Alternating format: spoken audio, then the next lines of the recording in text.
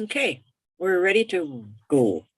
Bonjour, Anin. Good morning, Minugajib. Welcome everybody to the special RTC meeting today. With that, I would like to begin by calling the meeting to order at 9:09 a.m. In lieu of a spiritual advisor, we currently don't have one. We'll do invocation as a moment of silence.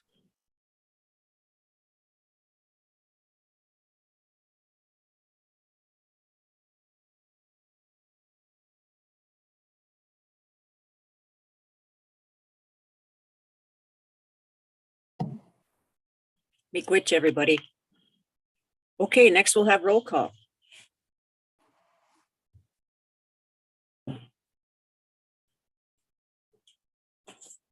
Kathy Chavers. Here. David Morrison Sr. Here.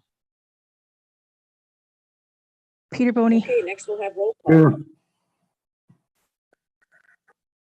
Here. Shane Drift. Here. And Travis Morrison. Kathy Chavers. Here. David Morrison Sr. Here. We're getting some I get some delayed feedback, huh? yeah.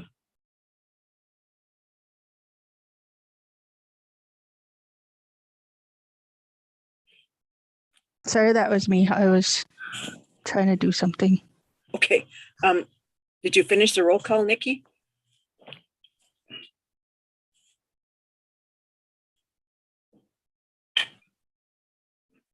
You're muted.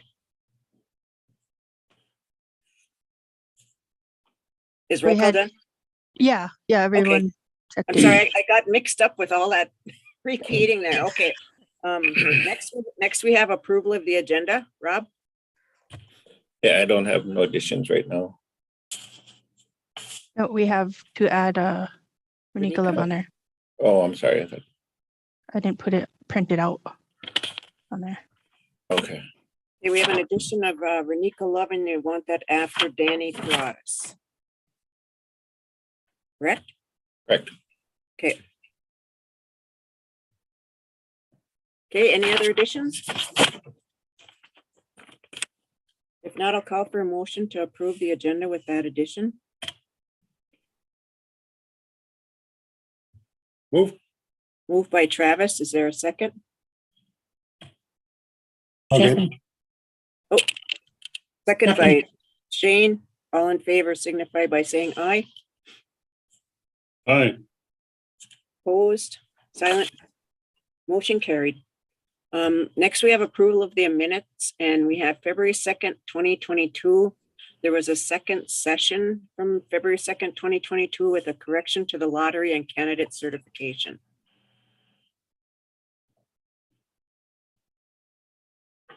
Do we have a motion to approve the February 2nd, 2022 meeting minutes?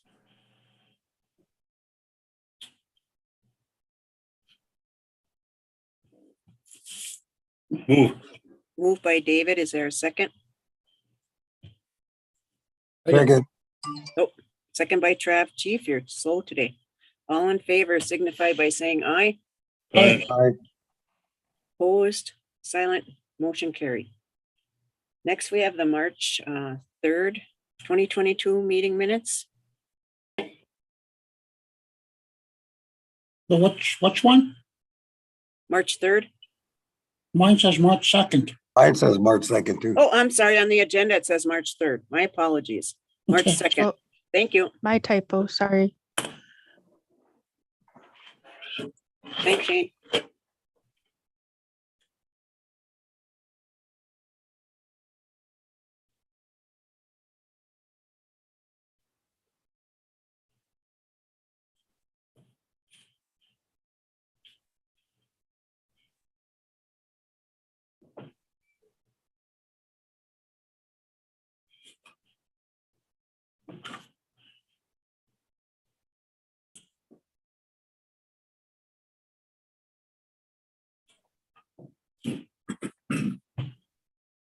Any questions on the March 2nd meeting minutes?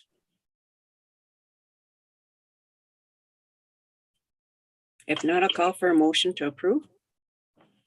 Move. Moved by Chief. Is there a second? Second. Second by Shane. All in favor signify by saying aye. Aye. Aye. Opposed, silent, motion carried. Okay, Rob. Okay, first we have introduction of new staff.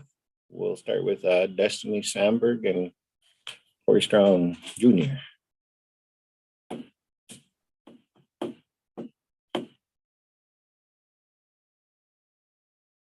Good morning.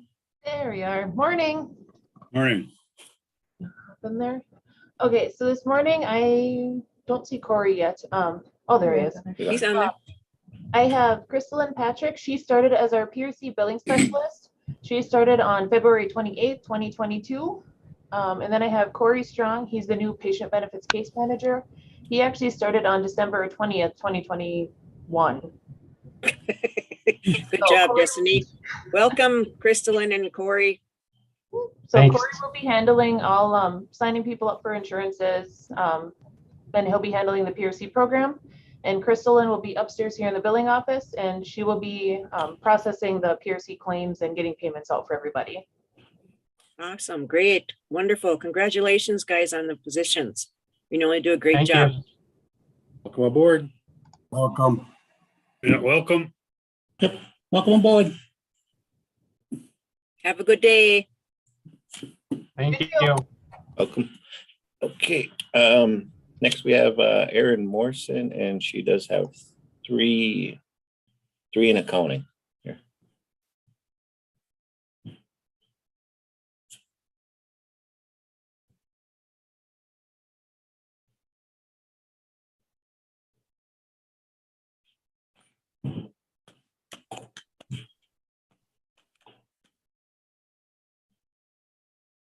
Don't see Aaron. Okay.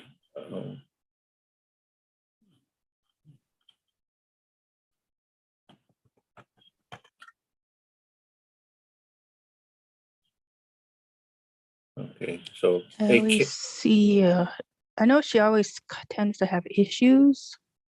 right, Kim, can I you don't- Okay, I'll introduce them. I don't remember their exact dates. The third person isn't, oh, there she's coming. there's Erin. There, Yep. our purchasing clerk isn't starting till the 28th, so we didn't, Oh, okay. yeah. Erin, are you there? You can go ahead. Okay, can you hear me now? Yes, we can. Okay, so Vanessa Little is she was first hired as our COVID helper, and then she started on December 6th as our accounting clerk. And we're glad to have her in the accounting department. Vanessa's there, and then Bridget, she was hired as our accountant specialist, accounts receivable. She has been with us since 2017. She started out as our accounts payable clerk, and then she was our purchasing agent, and now she's in this new position, and we're glad to have her in accounting. She's a good worker and very reliable. Great. Welcome, ladies. Welcome. Congratulations. Welcome, ladies. Welcome aboard. Thank you. Welcome No, aboard. you guys will do a great job. Big witch. Have a good day, everybody. Bye. And next, turn the floor over to Leah. She has Crystal Loby introduction. Morning. Good morning, Leah. Morning. So I have Crystal Loby, who is now our dual certified family and psychiatric mental health nurse practitioner. We're looking for a way to shorten that title.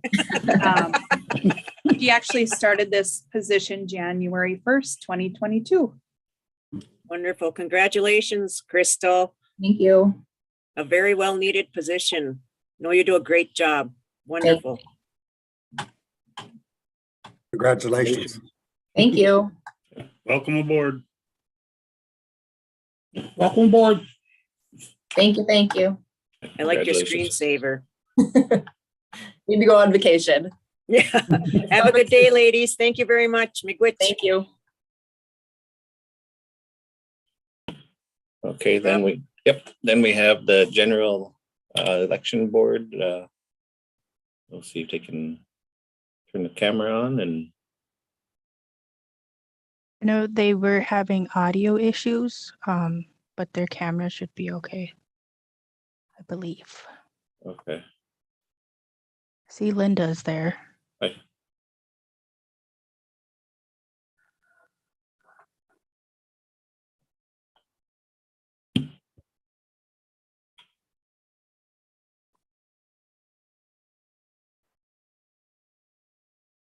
Oh, there's Glove.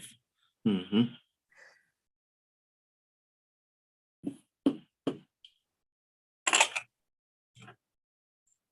Hey, Linda and Gloria, if you can hear me, can you just turn your camera on and then I'll introduce?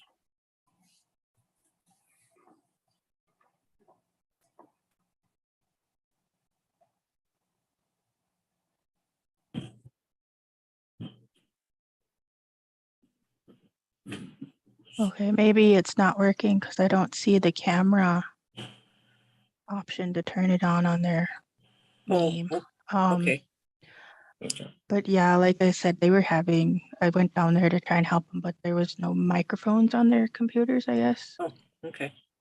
Rob, do you want to introduce?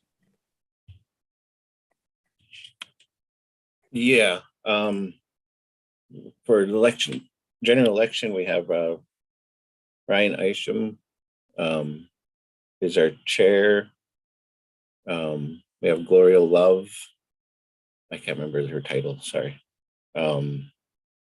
Linda Sykes and Nina Villebrain.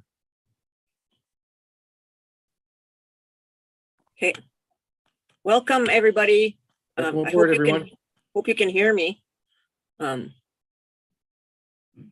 do a good job. Congratulations.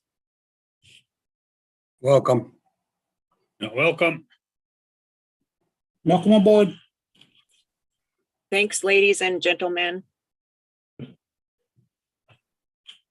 Okay. Excuse me.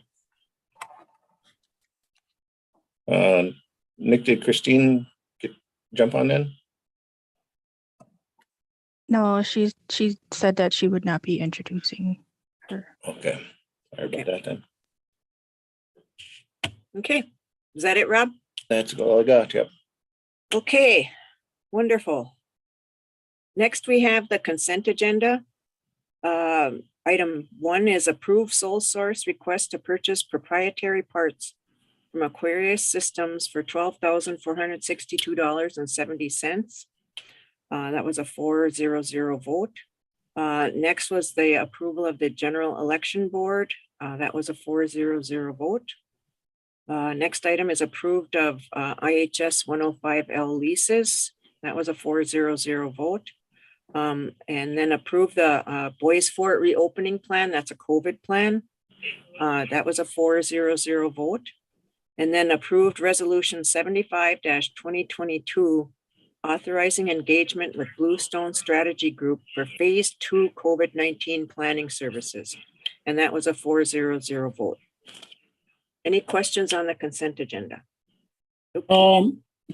Yes, regarding the Bluestone, would we be able to make the information available to the band members if they want to see it, want to see the scope of work that they're going to be doing for the tribe?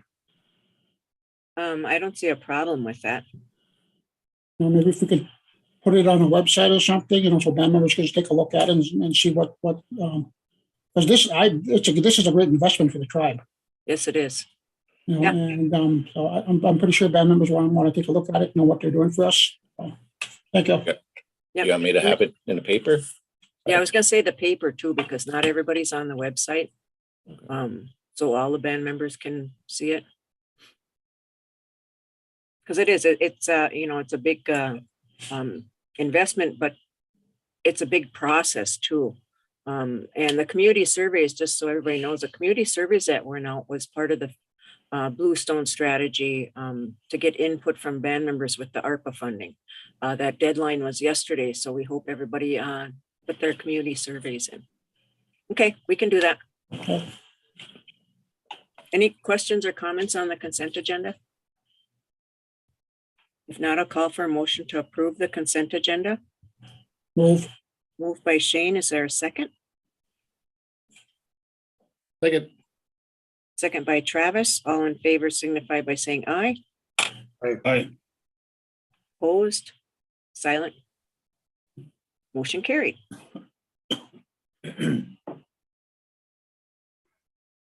Okay, next we got Cindy McDougal. Okay.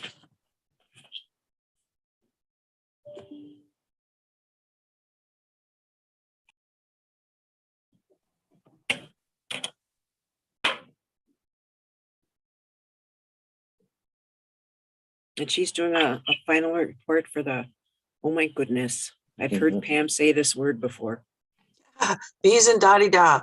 Bees and da-di-da. There you go. Da-di-da. Thank Okay. you. Bees and da-di-da. Say it backwards. No. Front words is Welcome. hard enough. Welcome, Cindy. Thank you. I just wanted to do a short presentation about the report. For those of you who don't, should I share my screen or just go ahead and read it? Sure, I can share it. You can share it. Yep. Okay. Let me open me up here first.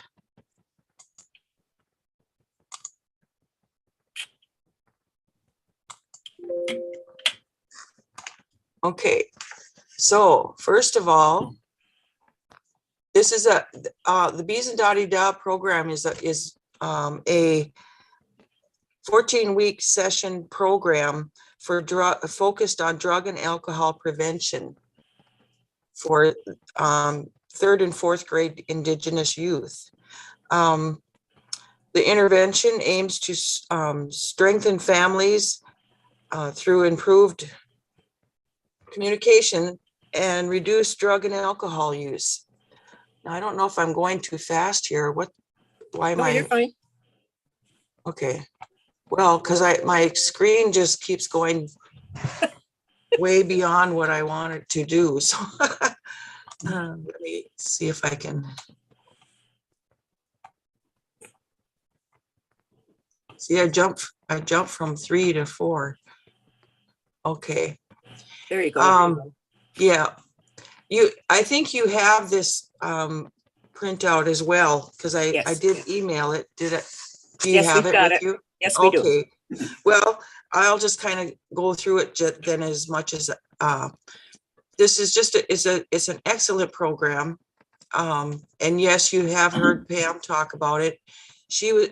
Pam was on the board for the Bees and Da-di-da. We had a board put together to review the questions that we did for the research, and they approved all the questions, or else they would we would have to fix them. That as far as the university, we would fix the questions. And so then we did surveys with we had a total.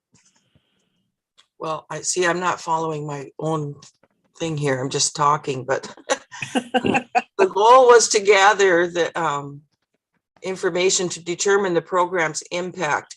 And we never had anything like that before. We knew that the program worked, but we needed to get it on paper as far as the university was concerned, so that it can be used, for grant purposes and that type of thing, for people to, be able to submit it for grants. And here I have the Boys Fort PRC for feedback and approval on the questionnaires. The questionnaires collected demographics, community connectiveness, social support, feeling, depression, elder interaction, socialization, language, and mental health.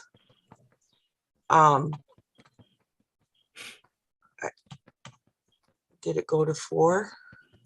Yep. Okay. Right there. Yep. All right. There we are. A total of 440 families across all of the different reservations that we were on. 28 were from Bois Forte. We had issues up in Bois Forte. We had a hard time getting staff, and then the families, because your reservation is so separated, not separated, but you know, between Lake Vermilion and Net Lake, it's just they were having a hard time getting the families together that way. So, but we ended up running it anyway. But in Bois Forte, it did not run there because of the staff issues and the family issues as far as getting people there.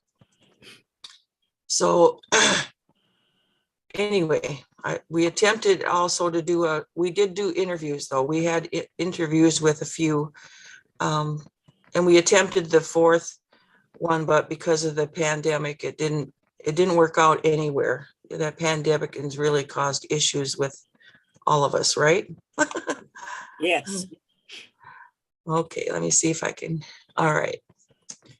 The group, we did, like, I'm going to report on the group as a whole versus just Bois Forte because it did not run there. So I'm going to give you the information as far as what we did collect from the other places as well. We had a group 1 families that run the program. It was a 14-week sessions, once a week, and we did it on weekends and in evenings, whatever worked for the families. And then the group 2 sessions, they waited till the program for the second half of the program after the interviews were taken, and just for the comparison part of the research, you know. So and then the group 2 had to be modified as far as virtual format because of the person-to-person interaction thing. So we didn't end up getting it done anyways. It didn't work because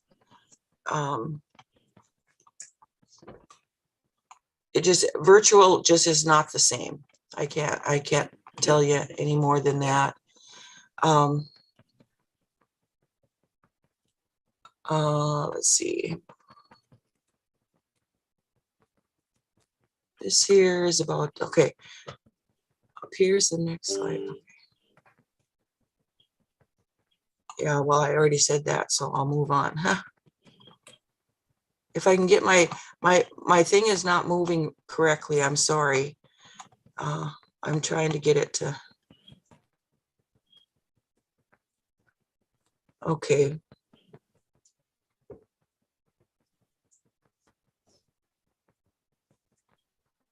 Overall, the youth demographics, they identify predominantly as Native Americans. And in general, for connectiveness, among the samples of youth within the Bois Forte community, they were all in favor of, because those questions were asked as far as they did a self-report, and then the youth experienced moderate levels of stress and anxiety, which did rise a little because of the pandemic thing. So let me see if I can get this to move again. Okay, we also asked them about their relationships with their female and male guardians. And the findings for the female was they felt very supported and valued their contributions, which they were complicated questions, but this is just, like I said, a summary of it. And then for the men, they felt that they received care, support, and felt valued by their dad or their male partner or male guardian. Discrimination, this response was we used never too often for being called names and insulted treated negatively, those kinds of things. The youth responded to statements. Their family talked about incidents of discrimination if they felt confident in having conversations about it. Overall, the youth experienced discrimination rarely or never. So it was okay. That part was okay. We do encourage the communities, though, the leaders and the families, to develop strategies for increasing youth confidence and discussing acts of discrimination, just so that they are aware of how to react to it, because it does happen. So, okay, I did that one. All right. Youth reported on 4 items related to exposure and engagement with Anishinaabe culture. They responded from the scale never to often. Findings suggest that families in Bois Forte were engaged in cultural socialization activities that increased youth awareness and recognition of the importance of Anishinaabe culture. Drug and alcohol findings: overall, the youth substance was low, and that the youth were engaged in frequently risky substance use behavior. All right, well, I basically, like I'm telling you all of these things to let you know that I am going to be delivering the full report to you. I'm going to bring it up tomorrow. Okay. Because of the virtual meeting. So, and then I just wanted to also say that I got an email from Pam, and because when we ended the program and the second session didn't happen, we had all these supplies for the program. We had them shipped to Bois Forte.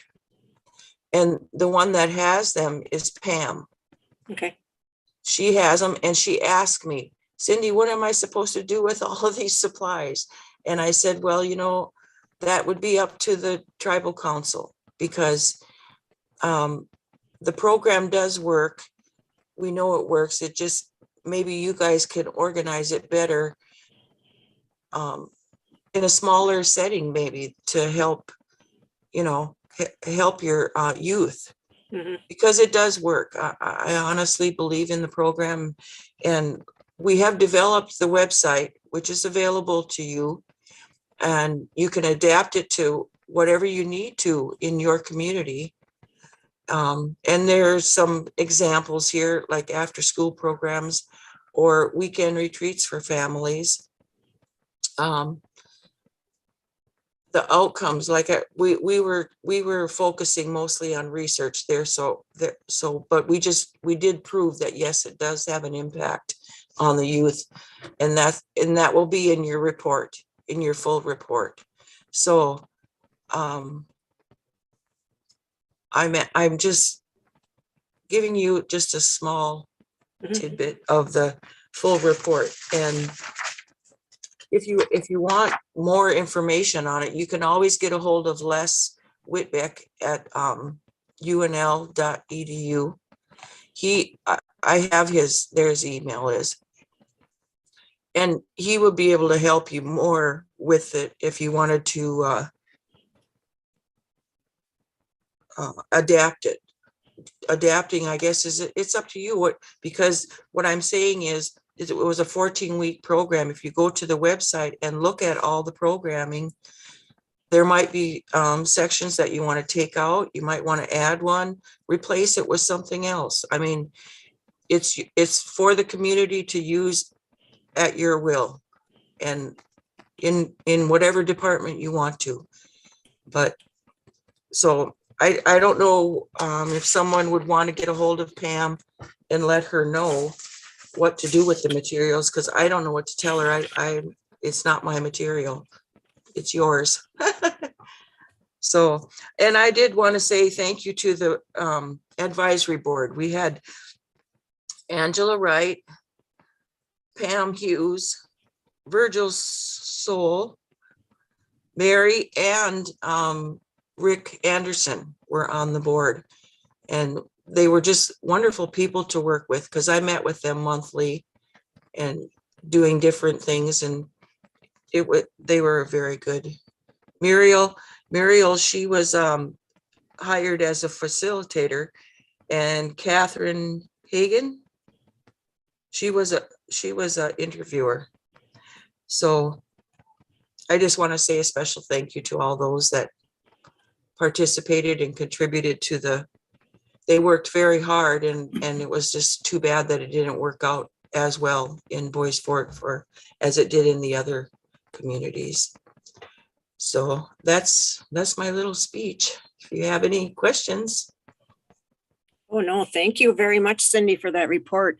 It is a little disheartening to, not have the participation like we wanted. Yes. In the program, but, I think that what you've provided us with here and what you'll bring tomorrow will be very helpful. Yes. For the future here, so. Mm-hmm. I hope you can use it. I hope you do. I know Mary had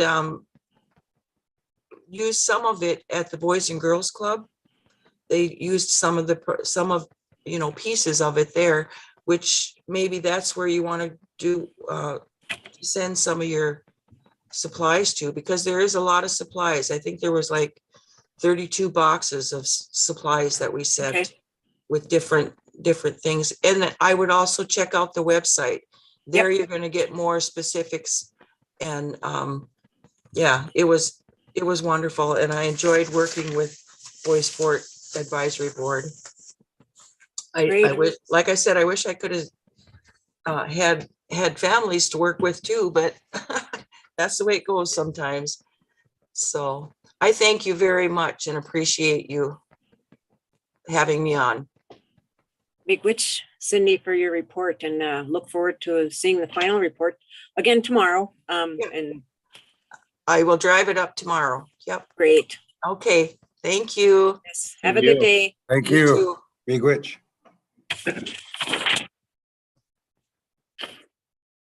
Okay. Next, we have Chris Holm and Deanna Drift.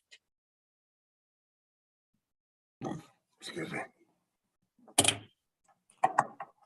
And it'll just be Deanna presenting Oh, the okay. stuff. Okay. Not a problem.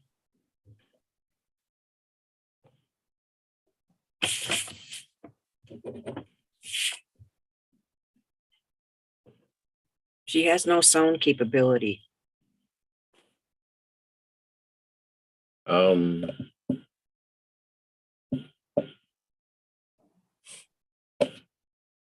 Okay, we see you there, Sorry. Dee Dee.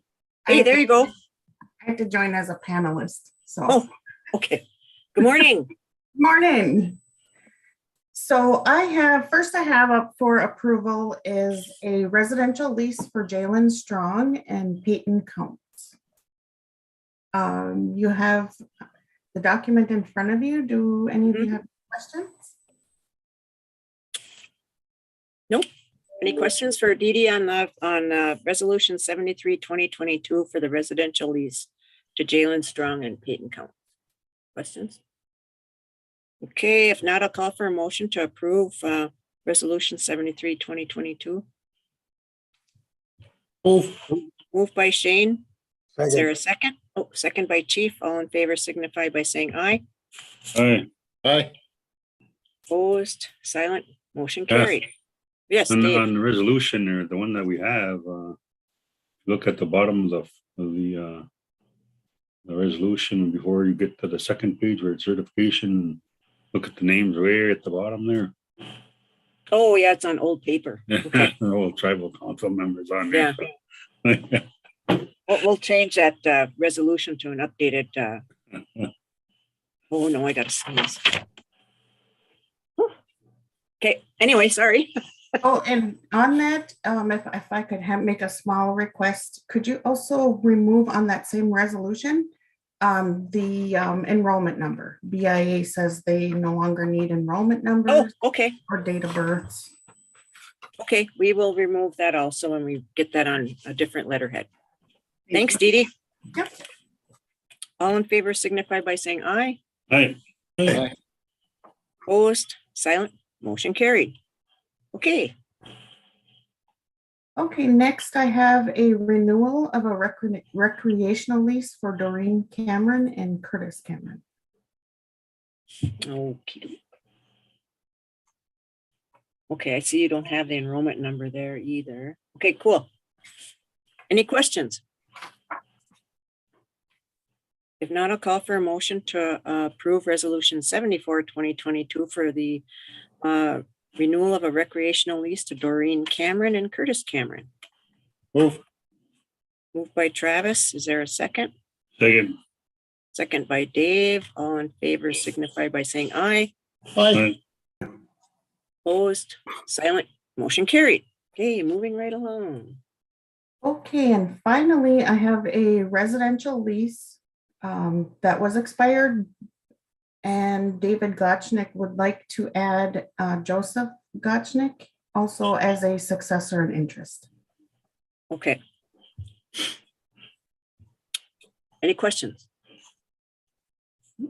Okay, if not, I'll call for a motion to approve resolution 76, 2022, issuance of residential lease to David Gotchnick and Joseph Gotchnick. Move. Second. Made by David, second by Shane. All in favor signify by saying aye. Aye. Opposed, silent, motion carried.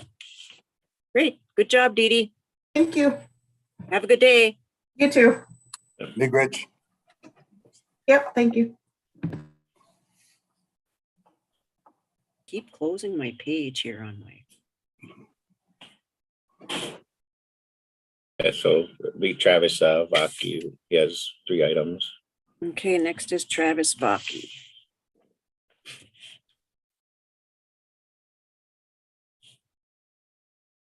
Good morning. Good morning, Travis. Good morning. Thanks for seeing me today. All right, so I got 3 things for you today. The first on your agenda is the partnership agreement with MnDOT in the state of Minnesota.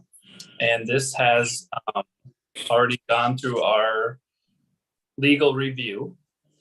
So what you have in front of you is the state of Minnesota partnership agreement. So let me walk you back to when this whole thing started. I've been working with Adrian from MnDOT on the potential of putting together a training program that would be included with the Trunk Highway 65 project that's going to be this summer. That runs through the reservation. So this is part of the bid package, but it's not a requirement for whoever wins the bid. So once the bid happens, and the bids are due and it's given to the lowest bidder, then that bidder will then look at this agreement and say, yep, I think that's doable for us. We can do that. Or nope, we don't want anything to do with that. MnDOT can't require the bidder to do this. So I'll start there. But assuming that they do want to do this with us, this agreement is the agreement between MnDOT and Boys 4. So then we would have a separate agreement that would be between the winner of the bid and Boys 4. Okay. So there will be another agreement coming, but that won't come until we know whether the person who wins the bid is going to do this with us or not. So this agreement is just basically explaining to you what the expenses will be and how we'll get reimbursed for the scope of work. So if you look down on the first page where it says scope of work and responsibilities of each party, it kind of lists out there what our responsibilities are of the band. So we're going to provide tribal member referrals through our TARO program. We will pay the contractor for the reimbursement of the training hours, and then MnDOT will reimburse us. We'll develop the pilot training program, which we're already working on. And so here you can see where it says from the apparent low bidder no later than 5 business days following the project letting. So once the person knows that they've got the bid, then we have 5 days to work with them to come up with our agreement between the two of us, submit it, get it approved, and then submit it back to MnDOT. And then we are required to submit a final report to MnDOT by 2023, June of 2023. So on the second page where it says terms of payment, you can see that the MnDOT will reimburse us $10 per hour for the training program not to exceed 800 hours for tribal member participation in the program. So as an example, whoever wins the bid, if they're going to pay our trainees $18 an hour, then MnDOT's going to reimburse us $10 of that $18 per hour for up to 800 hours. Does that make sense? Mm-hmm. That brings a question, to the $8 difference. And so the tribe will have to absorb that cost, that expense? No. The contractor would pay that, but it's kind of an incentive for the contractor to do this because they're getting at $18, they're getting back. Okay. Got it. I had another question to that. Is that per participant, or is it that 800 hours total? Is that just for one person, or could you have 10 people on there? Yeah, no, it's collectively. I think the goal is to get between 3 and 5 people to be part of the program. We're not gonna have 20 people out there on a training. That's just too much for a contractor to work with. So the goal would be 3 to 5 people, and then that 800 hours would be split up among those 5 people. They can keep working, but the training period is only that 800 hours, and then they can just keep working with the contractor at that point, and the contractor would just pay their full wage. Okay, thank you. Then the other question I have for that is that they're not just going to be working for the section of the Highway 69 or Highway 65 project on the reservation. They're going to be also working outside of the reservation on the Highway 65 project as well? Yeah, they would be with the project. I guess it depends on how the contractor wants to work it out. So that's why we're going to have a separate agreement with them. Because MnDOT is only going to reimburse up to the 800 hours. So the contractor might say, we're going to take on the trainees, but we're only going to do it until we hit that 800 hour mark. And then we're going to go with just the crew that I have. It's an agreement that we'll have to come to the band and whoever wins the bid. Well, then I raised the other question too, because doesn't our TARO ordinance apply off the reservation? Because they're so close to the reservation, coming on. Yeah, the TARO ordinance would apply as far as band member preference and things of that nature. They're only paying a TARO fee of the work that's on the reservation, if that makes sense. Yes. Okay.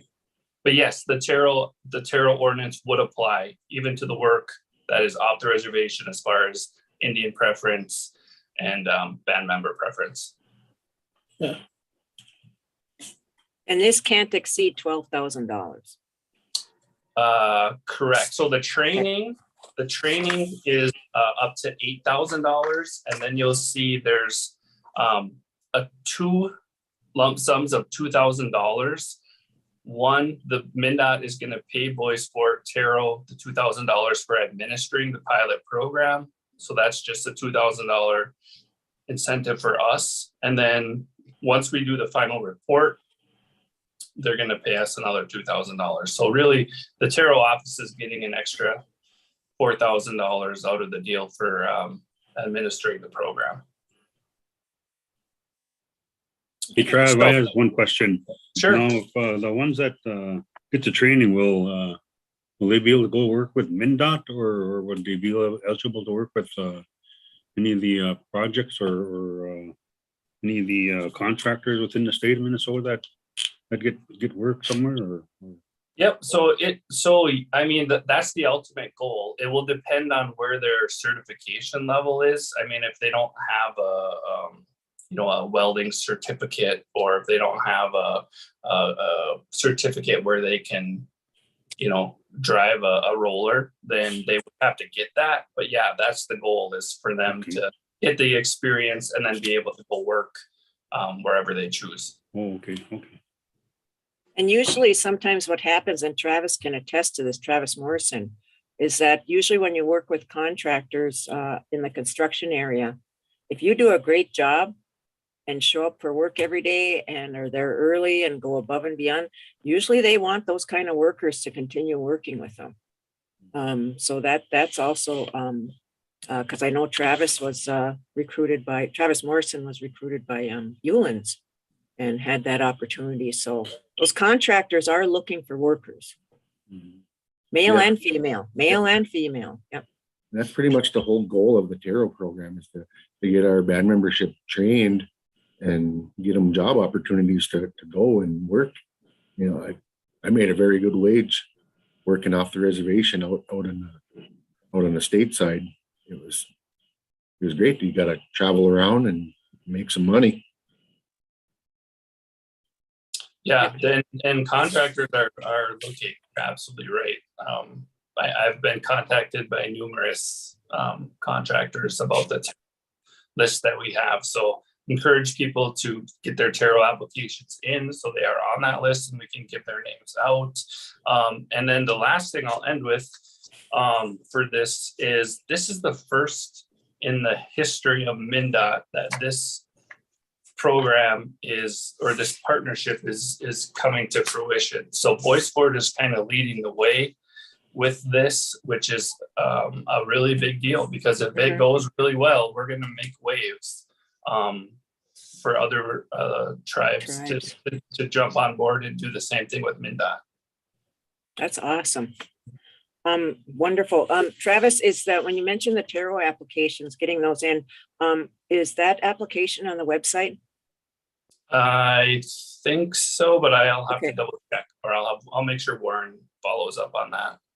Okay, and then is it possible for you or Warren to follow up with something in the Bois Forte News for that, for those that don't utilize technology? Yes, absolutely. Okay. Yep. So again, before you vote, this partnership, just remember that the caveat is that the contractor that wins the bid has to agree to this. But that's all I have on that, unless there's other questions. Yes, I got a question. If you scroll down to number 7, where it talks about the audit, 7.1. Okay. It says the band's books, records, documents, and accounting procedures and practices are subject to the examination by the state and by a state auditor or legislative auditor as appropriate for a minimum of 6 years from the end of this agreement. Now, is that just pertaining to this project? If so, then that should state specifically that. Yes, I believe that's only pertinent to this project. I will follow up with Jeff on that. But like I said, Jeff did review this, so. But good catch. I will follow up on that with him right after the meeting. Okay. Any other questions for Travis on this partnership agreement with MnDOT and the state of Minnesota and Bois Forte? Now I'll call for a motion to approve. Moved by Shane. Is there a second? Second. Second by Dave. All in favor signify by saying aye. Aye. Opposed, silent, motion carried. What an exciting opportunity. Hopefully it works out great. Okay. All right, thank you. The next agenda item I have for you is the Rosetta Stone language purchase. So when this came out from Mille Lacs, we had a conversation about the advantages and that of making a mass purchase Mhm. or of licenses for band members. So I've been working with Tammy from Mille Lacs, and I asked her the other week what she felt like would be maybe the easiest route to go as far as how we go about doing a mass purchase. So if you look at the email from Tammy, that should be part of your packet. There are 5 different options that she kind of laid out. And what I'm asking for you guys is what you think is the best option that we should go with. And Jalen and I have been talking and working on this. And, you know, one of the things that we've heard is that some band members have gone out and purchased this on their own, which is great. And so that started our discussion on, well, I wonder if we should, one, either set a limit and tell the band members, hey, you can go out, buy your own, submit the receipt to us, and then we'll reimburse you the $25, or I believe that that might be the easiest way to go, but I also know that there might be people out there that, you know, that don't have the extra funds to go and purchase that on their own. So in that instance, we could have a sign up period where band members call in, sign up, and then we would purchase the licenses up to whatever number that we felt was necessary. But then the caveat with that is that we would be the license administrators. And so we would have to kind of track that stuff. So I'm open to your ideas. I wanted to get a consensus of what you guys felt would be the best option and get your thoughts. So with that, I'll open it up to you guys for some discussion. What is the cost of it? Say somebody went out and bought it, how much would it be? It's $25 a license, and that license is good for 2 years. This is for the Rosetta Stone language, Ojibwe language app that is available. And I know that Kim, you're on the line, and I know you did a calculation just with the total enrollment, because we know there's babies enrolled also. But the cost really isn't that much, correct? If, you know, we have about, you know, just rounding off, we have 3,600 band members roughly, you know, just make it easy for, and if it's $25, if we were to theoretically buy a license for every single band member, it would be $90,000. I also have forwarded, and I didn't think to forward it to you, Travis, but I have shared it with the council and stuff. Mille Lacs has their band members sign up through a laser key shop. And it has a video and that with it. And I've shared it, I have forwarded, I don't know if the council's had time to look at it. But they go through, and then you could, because my understanding is you need some form of technology to use this. A phone or iPad or, right? Yeah. Well, that with that, you know, like as an example, myself, I have an Apple iPhone. Can it work on all the Apple iPhones, or can it just go down to maybe like a 10? I'm thinking it would work on almost all of them, because it's Rosetta Stone. You know, you have to look at Rosetta Stone's platform. And that's more of a question for Rosetta Stone or Mille Lacs.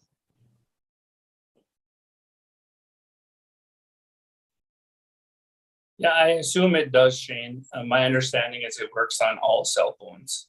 Okay. The app, because you can get the app either on Apple, or you can get it if you have a Samsung. They have a different app store. I'm in agreement of doing this. It's just a matter of how. I think we should first though too. Also, I know some people have purchased it, so I would be okay with us reimbursing those individuals as long as they can provide their receipts for that. But we know that there are some individuals out there that I think really would like this, but maybe, are on a strict budget and can't afford it. So I think that there's different options we have here. Because we were also thinking that the kids could use it, Boys and Girls Club could use it, a variety of individuals. So I'm okay with reimbursing the band members that have already purchased it, as long as they provide the documentation. Now, when you talk, Travis, about being the administrator, if we signed up under us, what does that really entail? So the way I understand it is we can send a PO in to purchase a number of licenses. And then what we have to do is basically people would have to sign up through us, and then we would give them a license. Oh, okay. And so basically we're kind of like the license administrators. Okay. And not that we have to track if they use it or not, but we would have that availability. But it would just be the administrative legwork of, people calling in and then us giving them a license, and people calling in and stuff like that. So, which I think is doable. We just have to make sure we find that person who can do that. So yeah. Like I said, there's many different options. I'm fine reimbursing. I think that's a good thing to do. I also think maybe we should look at buying maybe 100 licenses, having people sign up, and then maybe what we can do is get their name, email, phone number, and then we can say, okay, here's the list of Boys for band members. Please send the licenses to their email. Okay. I think that might be the best case scenario. I don't know if Mille Lacs is fine doing that, but we can certainly ask. Oh yeah, I know when I talked to Melissa Boyd, that they were going to try to do a mass, if we had to do a mass sign up. So, if we did 100 licenses, there is a way to do that on our end, and even a documentation thing. So. Hey, Kim, you got your hand up? Sorry to interrupt. Yes, I do. My question is, because it kind of you're talking about 100 licenses, but we have 3,600 band members. So I think you're going to have more. I know you're using it as an example, 100 licenses. Yeah. My question goes back to which fund are we using to pay for it? And do we need to, I don't know where we're talked about paying for it from ever. I mean, we've had conversations, but I don't know what was decided. So I can tell you that when Jalen and I talked, we were looking at we were looking at 250 licenses to start with out of the MIAC language grant. Okay. Once we get 250 people signed up, then we would look at a second group. But we could not, out of the MIAC language grant anyway, we could not fund one for every. Yeah, well, the only reason I'm asking is because I'm hoping this will be much more popular than 250 and people take advantage of it. And if we should be setting some aside out of our ARPA funds too, while we're looking at this. That's what I was thinking too, Kim, because it is it's really a great opportunity for everybody to learn the language at their pace and through the Rosetta Stone. And the thing that I think, and I believe that they mentioned, is that it even can tell you if you're pronouncing it correctly. Now, I know there's an issue with dialect, but at least, and I think others have said that, the dialect is an issue, but at least you're learning the language. because I know there's some concerns over losing the, that's considered like a Southwest dialect versus our dialect, but at least you're learning the language. So, but I agree. I hope there's more than 250, and I would like to ask the council if they would like to set aside some ARPA funds for this Rosetta Stone if we go over the 250 licenses. Here's just a little bit of a bungie bop you do win, a little humor, but just buy one license and put it on the website and everybody can access it. Kidding. No, I'm in favor of using ARPA funds. Yeah. And if I can jump in here, there's probably some people that are on the fence, so they want to see if it works first and how well it works. So I don't think I'd limit the sign up time. I would just say you have a whole year to sign up so people can watch it progress. And if they want to get in on board with that, they're allowed to. So yeah. I would be in favor of using some ARPA funds for this. I think it's a good start. Mm-hmm. I'm okay with that too. Okay. You do. Okay. Well, so do you guys want to start out with what Travis mentioned with Jay doing the 250 licenses through MIAC first, then anything over the 250 to utilize ARPA funding for that? Yes. Yep. Okay. Okay, do we have a motion to approve the utilization of ARPA funding? We'll determine that amount once we know, and Kim will sit down and get that amount done with you. For anything over the 250 licenses for the Rosetta Stone language, what is it called? Rosetta Stone for the Boys Fort band members who want to utilize it. Made by Shane. Second. Second by Chief. All in favor signify by saying aye. Aye. Opposed, silent, motion carried. Travis, when is Jay when are you and Jay gonna start implementing this or asking for, and where is it gonna be? Because we might have questions after the meeting on this. Yeah, so our next step is going to be to have a Zoom meeting with Tammy and her team down there so we know exactly what we're doing. So before we throw it out to the community and a bunch of get flooded with questions, we already have the answers. Okay. So I would say my goal would be to have things ready to go by next week. Okay. And then we will need a contact person for someone to send their reimbursements into it too. Yep. Yeah. Okay. Okay. Okay. And then if you get it done in time, the deadline for the Boys Fort News is the 20th.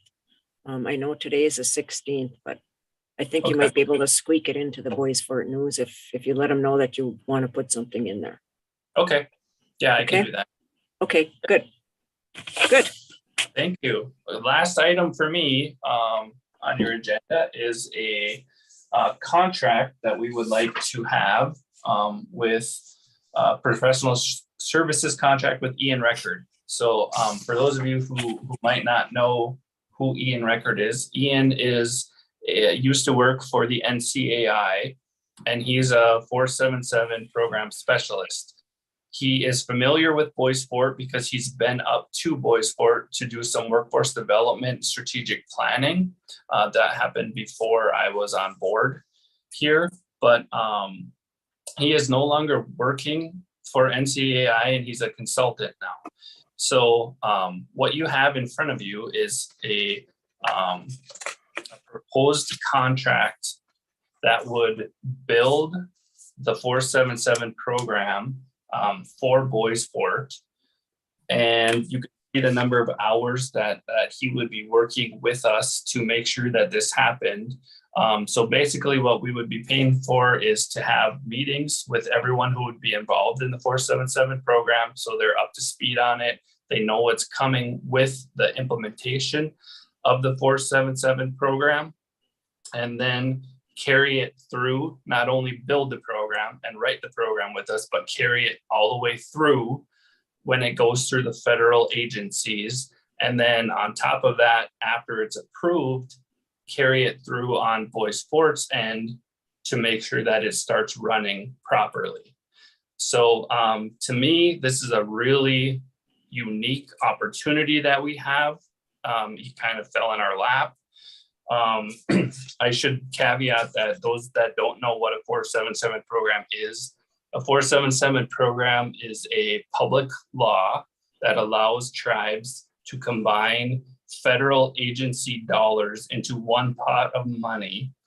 And once the money is inserted into the pot, it loses its identity. So you don't have to file a quarterly report, a monthly report on all of the grants that we get. It comes down to one financial report, one narrative report, and then some data that they ask for as far as the program goes. So I know in the past the council has moved and to say that they wanted this to come to fruition at Boys Fort, and this contract gets us to that point.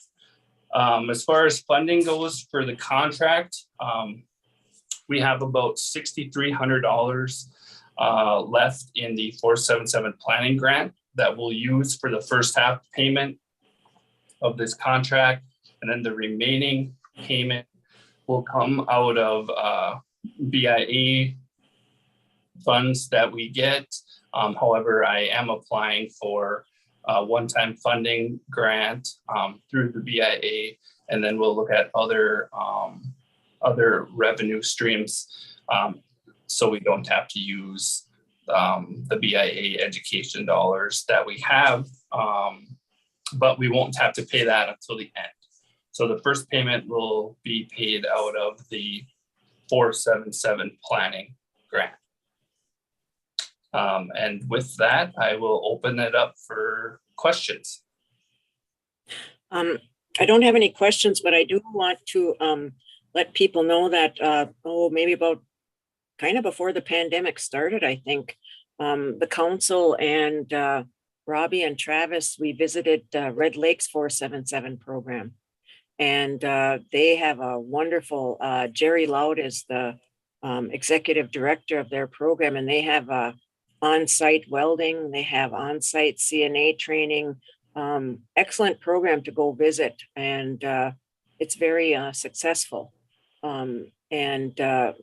You know, it's like not reinventing the wheel for Boys Fort, but getting some ideas of how a 477 program should run. So, and that's one thing that we really want is our band members to be trained in different areas and help them, not just for on reservation, but off reservation as well, like the construction areas, whatever it may be.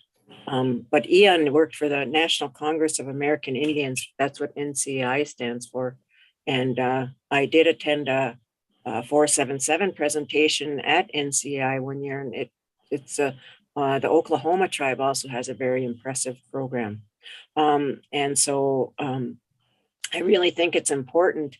And we did have this program at Boys Fort many years ago, probably before some of you guys, and I'm talking to Travis, Shane, and Travis and Shane, probably before you were born. And we lost it. And we got it back now, and I really would like to see it move forward in a good way and get our people trained, because that's the one thing that I think we've been lacking on is training for our people and even our employees. So I think that I think this will be really good, and having Ian on will be helpful. The total amount for that contract is $12,832.50. Of which Travis said half will be used for out of the 477 planning. But it was really impressive what Red Lake has. I want to say kudos to Red Lake for letting us come and view their program. Yeah, Red Lake has a fabulous program, and if we can mirror that in any way, we'll be doing very well. I just want to turn your attention to the second page of the proposed contract, where you can see that there's meetings with the tribal work group. Margaret Zentek, she's the head of the 477 program. And so, these are top players that we're going to be working with. So we're going to have a great program. I'm really confident in working with Ian. Ken, I've already worked with Ken and Ida. You can see down below. I don't know if you remember back a while ago, they did a presentation for us. And so we could probably have them do that again at some point when we have a meeting with them. But these are the major players in the building of 477 program. So it's not just Ian. He knows all the big players. And I really think we're going to get a really good product out of this. I just have a question regarding the contract.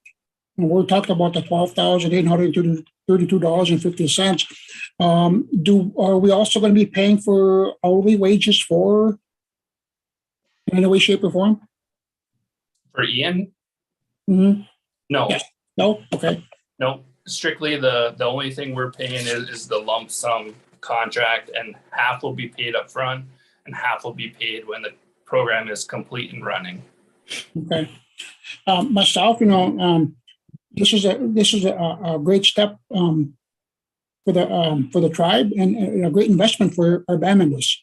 And I'm on board 100%. Okay, good. Any other comments or questions for Travis on the contract with Ian Record? If not, I'll call for a motion to approve the professional services contract in the amount of $12,832.50. Move. Second. Moved by Travis, seconded by Dave. All in favor signify by saying aye. Aye. Aye. Opposed, silent, motion carried. Good work, Trap. All right. Me good. I have a meeting with Ian this afternoon, so we'll get started. Good. Thank you. All right. Thanks, everybody. Thanks, Trav. Thank you. Okay, next we have Doris. Okay.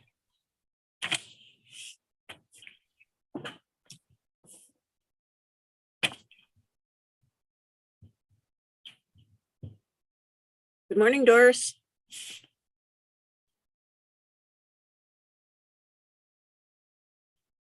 Good morning.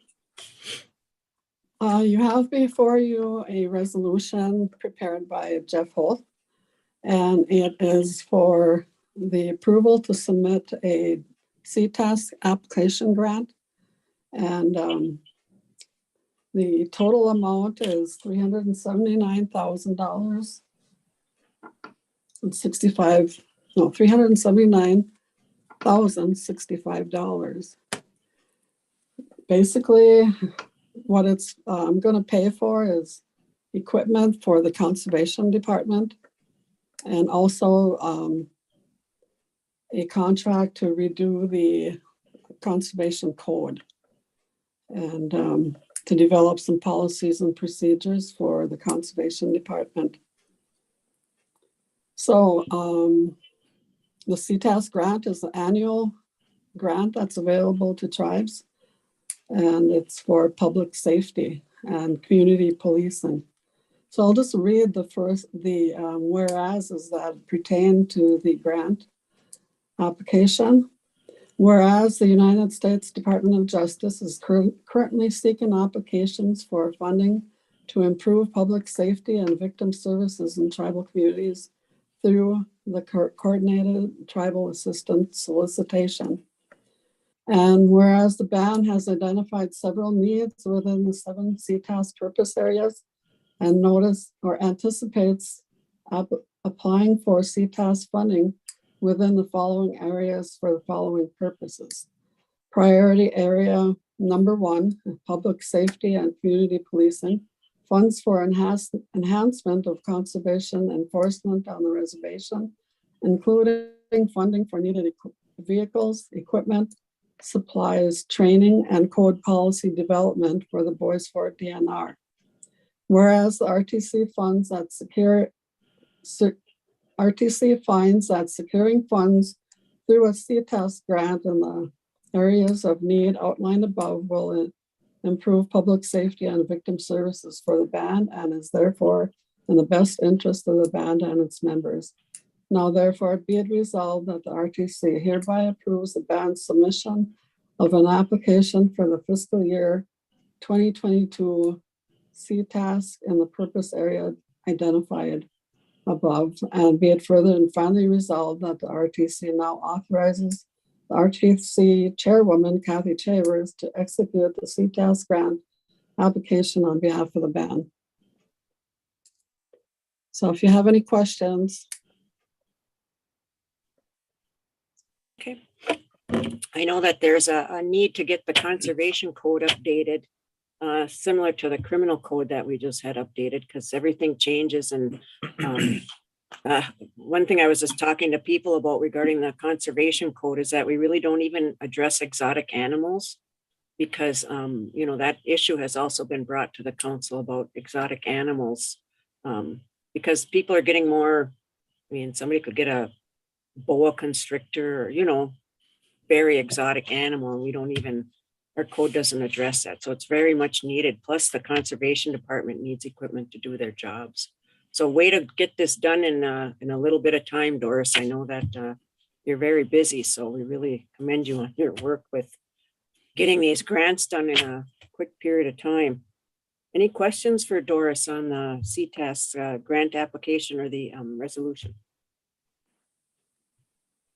If not, I'll call for a motion to approve resolution 70/2022 for the submission of the Ctas grant in the amount of $379,065. Move. Who was that? Chief? Motion by Chief. Is there a second? Second. Second by Dave. All in favor signify by saying aye. Aye. Opposed? Silent? Motion carried. Great work, Doris. Thank you. Happy belated happy birthday. Oh, happy belated birthday. Happy birthday, Doris. We're skipping that now. Thank you. Live on YouTube now. Thank you. Okay, next we have Danny Paradas with a request for the logo, use a logo. Bonjour, everybody. I apologize. Hello, Danny. How are you? Hello. Good. I'm gonna switch from my one computer camera to my laptop one because it's not working. Let's see. There you are. Good. Bonjour. Bonjour. Bonjour, Dan. Good to see everybody. So I am here to request use of, well, definitely your support and approval and use of the Boys for It logo for promoting a Native American small business training at Fortune Bay. The curriculum's called Indianpreneurship, and it's carried out by the Redwind Group. Kyle Smith is the lead trainer, and my mom and I took this training in 2016, and it's fabulous, and it's what gave us like the inspiration or the confidence to start pursuing Harvest Nation as a real deal. So even though it's been so long, very happy to have this opportunity through the Northland Small Business Development Center. There is no cost to Boys for It. We are, Redwind Group has small business administration funding to fund it all. We are opening up to all the other bands in the Northland Small Business Development Center region, which include Boys for It, of course, Grand Portage, Leech Lake, Mille Lacs, and Fond du Lac. So we have spots for up to 30 participants, and then expecting maybe 20 may stay overnight. So we've already been working with Brian Anderson at Fortune Bay to do all the logistics to host. And so if we can get the logo on the flyer, we'd love to promote the band's involvement as well. And then following that, we're going to request CARES Act funding from the State Small Business Development Office to turn this into a cohort model where folks can actually realize their dreams within 2022 in registering their business and getting full service support in terms of like marketing experts. And the little boy's calling me. What's up, Kai? That is fabulous. I'm actually presenting right now. You want to say bonjour to your leadership? Nope, he's running away. You scared him away. I want to see you. You're good? He said he's shy. He said, Okay. Okay, he's in ghost invisible mode right now. Okay. Yeah. Okay. Thanks, Kai. Love you too. So that's fabulous. Thank you for indulging the little interruption, but we're planning out a launch your business weekend as well that may or may not be hosted here or rotate to another reservation partner, into a celebratory event where we could, find or access other seed funding to help Native small business owners launch their dreams. So we're really excited and would love to have the Boys Fort band's support in this. Again, there's no funding coming out of Boys Fort's pocket at this time. Danny, I have a question. When is this training? It's planned from, May 16th and 17th at Fortune Bay. Okay, great. Wonderful. I think it's a great idea. And like you said, you and your mom went through it in 2016 and it inspired you guys to start your own business. And that's just great because I think there's a lot of opportunity out there for band members with small businesses or that want to start a small business but don't know, what do I do? What's the first thing I do? What do I need to do? What are things like that? So what a great opportunity for tribal members. So kudos and miigwech for you guys for doing that. Do you guys have any questions for Danny or comments? Okay. Looks like a very good training. I was looking at the topics on there. Yes. Oh, yeah.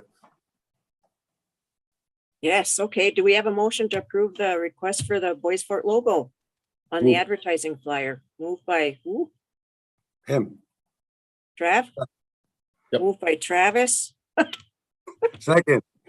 Second by Chief. All in favor signify by saying aye. Aye. Aye. Opposed, silent, motion carried. Great job, Danny. Yep. Hey, miigwech, everybody. Hey, Danny. Yes. I said, could we give you names of band members that have businesses too? You, because I know Rod Strong. I talked to Rodney Strong, and he has the business up in International Falls where he does.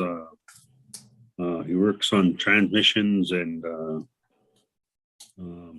he also does exhaust work and stuff like that. And he showed me a couple of pictures, and he has a really nice little shop there where he has, he can lift those vehicles up off the floor and everything and do his work. But yeah, I know he's looking for band members to utilize his business. So Definitely, yes.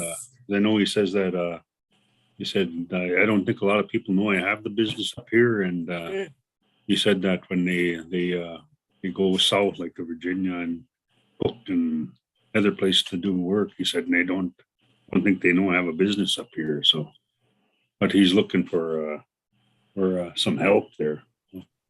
Most definitely. Yep. We're here for new businesses or those that have established businesses and want to expand. And that Northland Small Business Development Center, they have one-on-one professional consultants all over our region that can work one-on-one with him and other folks if they want to come through the full training.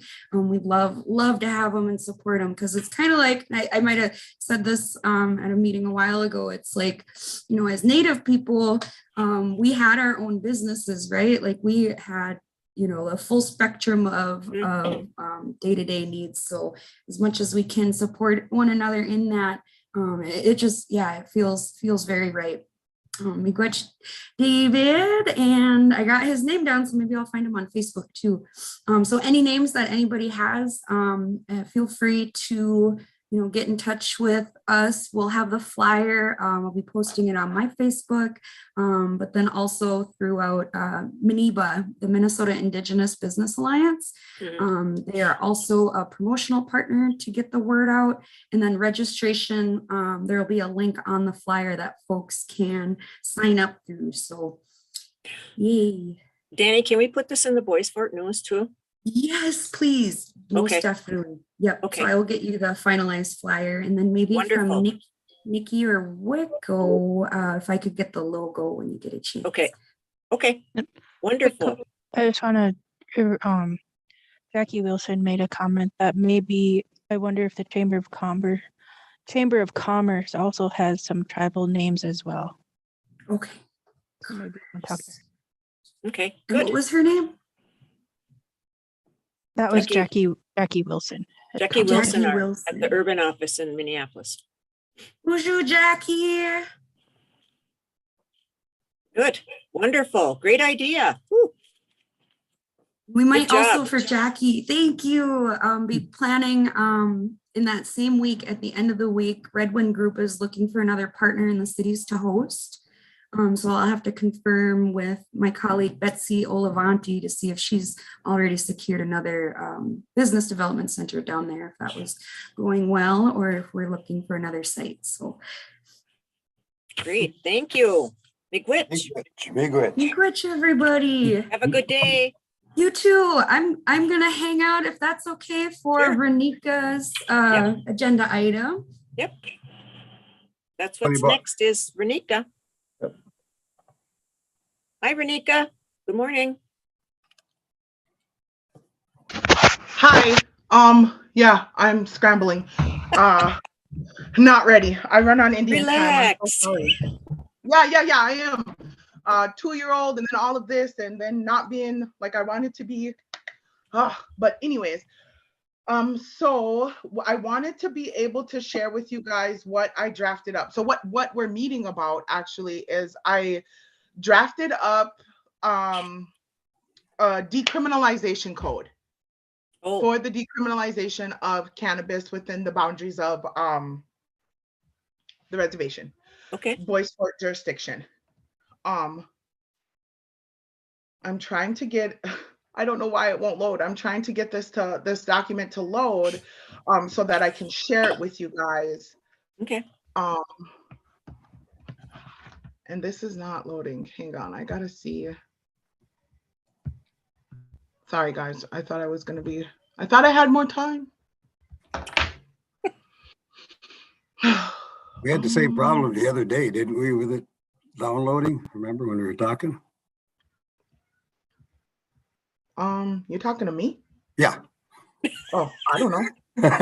Maybe you were trying to download it and you were having problems. Yeah, probably. I don't know. Technology is like weird and sometimes it works and sometimes it doesn't. Here we go. All right. So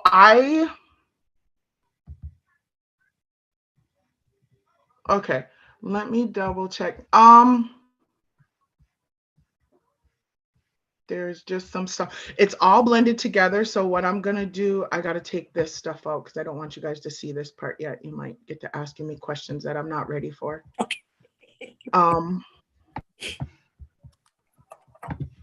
And then, okay, so Nikki, how do I, can you hook it up so I can share, there we go, my screen so that they can see what I have pulled up? How do I do that? At the bottom of your screen, you should see a green button that says share screen. I didn't know if I could.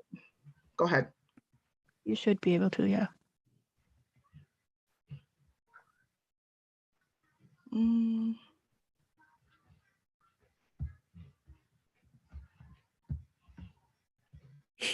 Why won't it let me?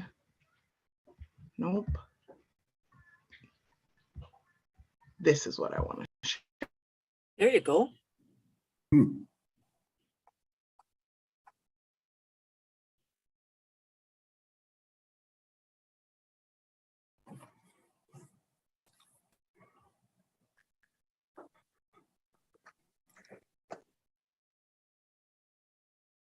Oh, you're muted, Renika.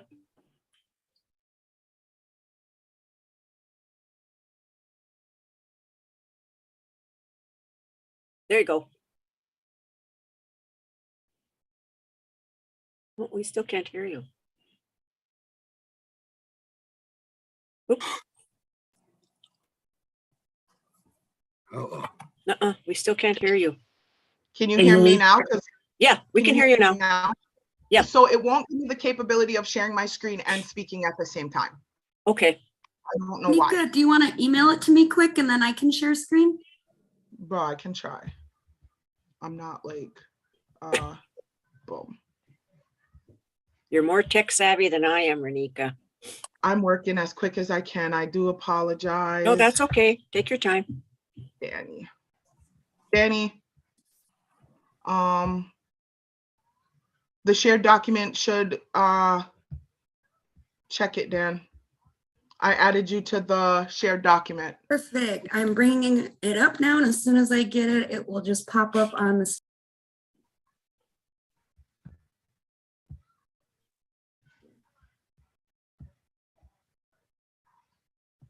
Dan the man, where'd you go? Okay. There she is. Okay.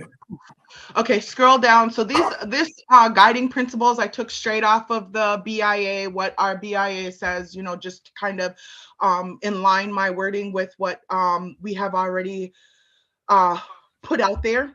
Go ahead and scroll down. The purpose of this code is to amend, repeal the provisions of the code, which is the 64502, possession of a controlled substance. Yep, go put down past that part. I forgot to take that part out. But so right here where it says authorize the decriminalization of cannabis within the jurisdiction boundaries of the Bois Forte Chippewa Band, reduce penalties for first-time offenders that possess more than the petty misdemeanor limit, and to authorize and regulate cannabis within the jurisdiction of our government boundaries. And then also, go ahead, scroll down to the next page, Dan. Authorize the band to regulate our persons and our lands within our jurisdiction and to protect and promote health and welfare of our individuals and our entities with respects to cannabis. So the first one here, it says remove penalties for possession of small amounts up to 42 grams of flour and non-flour THC products. Now, if we look at the actual, I don't know if any of you guys know the code, this 645.02 code off of the Bois Forte criminal code. Do any of you guys know that off the top of your head? No. What it says? No. Okay, so what it says is that anything 42 grams, anything like 42, it says that, sorry, Danny, scroll up and let me see if it says it. I wish I had my other computer. Nope, scroll back down. So anyways, that's where the 42 grams is at. It was mentioned in the in that 645.02 on the, actually, I think I can pull it up myself because I have it. I have the whole code somewhere. Sorry guys, I've been working on a lot of stuff. Is it under treaty? No, maybe this one. But anyway, so this is the wording that I took out of our actual out of the Bois Forte code. Okay. And just reworded it to the point, because the way we have it worded is boom right here. So controlled substance, basically the way we have it worded is now it's a petty misdemeanor for anything less than 42 grams. So anything up to 42 grams or less than 42 grams, meaning like, you know, a joint, 8 grams, something very small, we're subject to a petty misdemeanor, is guilty of a petty misdemeanor. Well, then if you go to, that's C on our code. Okay. And so what we're asking is that we no longer are charged with that. We don't get that petty misdemeanor charge for that. And then in G of this code, under the controlled substance definition, under G, it says that conviction means that, you know, that a person was convicted, felony convicted, or a class 1 misdemeanor. what I wrote in here is that, yeah, those we don't have those violations anymore. If we are caught possessing or giving away any small amount of cannabis, which is up to 42 grams, which is that 42 gram limit. Anything above 42 grams, then maybe you guys want to look at, you know, charges or something. But then the next one, number 3, says that we allow the expungement of records for individuals who have been already charged with these felony charges, or who have already had these class 1 petty misdemeanors and stuff like that. Number 4, where I'm asking that cannabis is removed from the pre-screen requirement for employment. And then that cannabis violations are no longer declared, like cannabis is no longer declared a contraband. And then we don't lose, like in here, it says that any personal property used to transport, conceal, manufacture, cultivate, distribute controlled substance. And I do identify the controlled substance that I'm speaking about, which is cannabis and cannabis only, in violation of this section of 42 grams. You know, we'll lose all of that stuff basically if we're caught, you know, doing all that, and then we got to go to court for that. But what I'm asking is that we remove the drug education participation requirement in the drug education program sponsored by Boys Fort, our other entities for drug education, when we're caught processing or not processing, possessing cannabis. I'm not a legal professional, and this is what I come up with out of our code and how the code is written for the 645.02 in the Boys Fort Code. These are our penalties, and these are what we look at if we are caught with cannabis. And so just asking that, like, if we're talking about potentially looking at a cannabis business or going into anything with cannabis, how can we as a tribe talk about moving forward when our people can still get in trouble for obtaining or possessing cannabis? You know, I don't see how that's plausible. And I think that we really need to start talking about some decriminalization. Because what are we going to do? We're going to sell cannabis to our people, and then we're going to pull them over for having cannabis, and we're going to ticket them and make them go to court and possess their vehicle, and what? Like, how is this going to work if we're and this is in what I'm referring to is what you guys sent out about I don't know what you guys sent. You guys sent me something, and it said infrastructure, housing, economic business development, and I thought there was cannabis business on there somewhere. Yep, that was the community survey. Yep. Yeah, that economic development. Yep. As you see, I did not fill out and return. My apologies. Maybe if it was online, it would have been easier for me. But anyways, but yeah, so that's kind of my question, is how we can start asking our people if we want to invest in economic development entities such as a cannabis business, but yet we are still held at a standard of if we're caught with cannabis, we are in trouble. Right.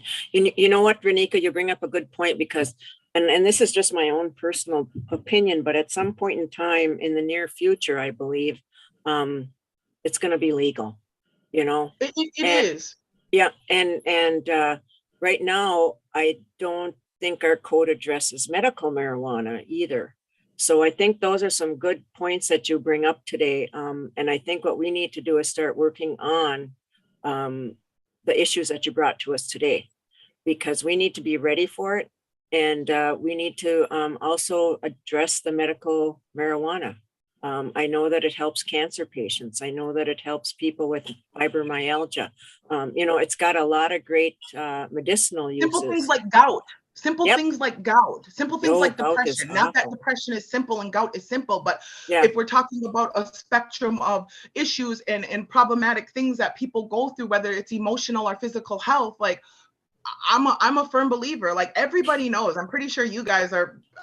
You obviously know I'm a cannabis user. I'm all for this in every formation of cannabis, whether we do it in CBD or full spectrum THC. Like I think this helps, and it's not just about sitting out here, you know, smoking bud and stuff like that, but it has a lot of health benefits. You know, I mean, the DEA wouldn't have, you know, put it on that regulation of that what is that federal regulation code 21 CFR 21-1308 number 31 under THC, and it breaks down THC under there, which you know, and I get like some people's hesitation, fear, and where they come from, and not wanting us to go forth with this or jump into this. But you know, I've been consulting with other legal departments from different tribes who have cannabis, who have medical cannabis, or who have the dispensaries, technically Red Lake, White Earth. And you know, they tell us, they keep telling me, like, you got to go in phases. You can't just jump. Everybody tells me, because like I'm over here gun ho, like I don't want to start with medical, to be completely honest with you. You know, you said it's going to be recreational, and there's no doubt in my mind by 2024 that the House is going to send that bill right back to the Senate, and all of them senators are going to be in the hot seat, because isn't that their year? Like it's the same year for you to be up on your term. So all of these people are going to be sitting in the hot seat. That includes Governor Walz and Lieutenant Peggy, Flanagan. Lieutenant Governor Peggy.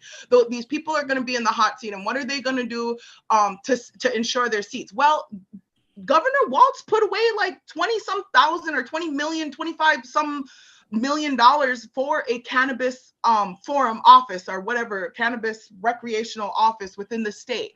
If he's already doing that, he's preparing. Yeah. And I think that we need to immediately prepare ourselves, you know, and I think that we need to immediately start addressing this decriminalization. And I think we need to, I don't know what your guys' stand on it is, or how you guys feel about it, but like I see the other tribes are going medical, and that's what, you know, I'm sure legal has told you guys, you got to go medical first. I don't see why we have to go medical first. And I get all eyes are going to be on us, and I get all like DEA is going to be like, you know, what are you doing? Who do you think you are? We're a sovereign nation first and foremost. That's who we are. And within the Cole Memorandum, which dropped on October 28th of 2014, the Department of the United States Department of Justice said that we, the tribes, as sovereign nations, have the ability to make that determination on the legalization of marijuana. It doesn't say CBD, it doesn't say hemp, it says marijuana. And marijuana is identified or defined within that that CFR 21-1308 from the DEA, which is that federal I don't know what they call it, federal code, or that lists and identify all the controlled substances that, you know, we get in big trouble for having. And it's number 31 on that list, and it breaks down. Well, actually, it's number, and this is how you know it is so old. It's spelled goofy. It's spelled MARAHANA or something, marijuana, or unless that's a different drug, I'm not sure. But then you go down to number 31, and THC is there. The tetrahydrocannabinoids is broke down there, and so it's basically saying that anything within THC and the breakdown of THC we can't possess, but the Department of Justice says otherwise. And so that's my question for you guys. Where do you guys stand? Do you guys feel that like we have to go medical and that's where we should start, or can we just blow past the medical and go recreational? Because here's my thing. If we do this rather quickly, swiftly, and accurately,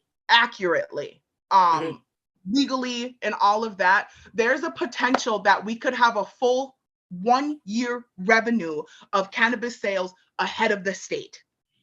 And if we do that, because once the state opens up, of course, the flood market, the market's going to flood, and revenues are going to drop. You know, we might, you know, if you look at for example, Bay Mills over there in the Michigan Peninsula, I think they're Upper Peninsula, Grand Traverse. I always talk about them because their first year of revenue sales was in the billions. That's a B. You know what I mean? Like Yep. I see the potential. Like, you know, this is like, it's a lot of crazy stuff that we have to go through in order to be able to do this. And I get that and I see that, but I see the potential for economic growth from every aspect with this, not just, you know, just as the business, you know. And I've been talking to these other legal people, and we would have to make it a whole separate, if we blaze right past cannabis, we got to make it a whole separate segregated entity, as like the casino is. Yep. It has to be its own thing. Shane, I'm sorry, Shane, I just keep babbling, but I see your little hand up. Yep. I'll put my little hand down here. Hold on. First thing is that I'm all for the tribe getting into the cannabis business, hemp business, and medical marijuana business. When we met with Bluestone, one of the questions I asked was that, could the tribe get into a medical or marijuana business outside of the state, meaning in maybe Michigan, Wisconsin, Montana, or whatever? And the answer that we received was yes. So that if the tribe wanted to basically get into another business, a marijuana business outside the state, there's that option for us, you know. And then in the meantime, start looking at building one here, either on the reservation somewhere, and expand on it. You know, then we have twice the income coming in. So I think that I'm all for it. And the step that I think that we would need to take to start decriminalizing it is that we would need to rescind that resolution where that says the tribal council will not get involved in court business. However that's got to be written. I just threw together what was already, like I said, I stripped from the code that has already been in place for Boy Sport, and let's get rid of those violations that we are subject to, if you know what I mean. However you have to write it, I think we need to start, it needs to be written, it needs to be drafted, hence why I presented this to you. And you know, you're talking about expansion and going into another state, which I absolutely don't see why we would do that, considering, like, if you really think about, for example, let's say 2024, Minnesota like legalizes, and then we have, you know, some following with North Dakota and Wisconsin. We're a very powerful tri-state area. I don't know if you guys you guys are politicians, so you guys probably know the camaraderie between these states and how they operate and stuff like that. But we definitely, Minnesota and Wisconsin are some strong like stakeholders in political things, you know, which is why, you know, Wisconsin killed the bill, and immediately everybody said, because they presented last year, they presented their cannabis to their Senate too, right? And Wisconsin's got killed too. And immediately after Wisconsin's bill, Senate killed their bill, the news was all over Minnesota before the bill was even presented to the Senate that it was going to be, Senate was going to kill it. That was the news. And what happened? That's exactly what happened. Why? Because they followed suit with Wisconsin, and they followed suit with North and South Dakota, which is a bit ridiculous. But again, that's the state. We're a sovereign tribe, right? We have the Cole memorandum. We have that Wilkinson memorandum from you know, stating that we have that ability to legalize if we decide.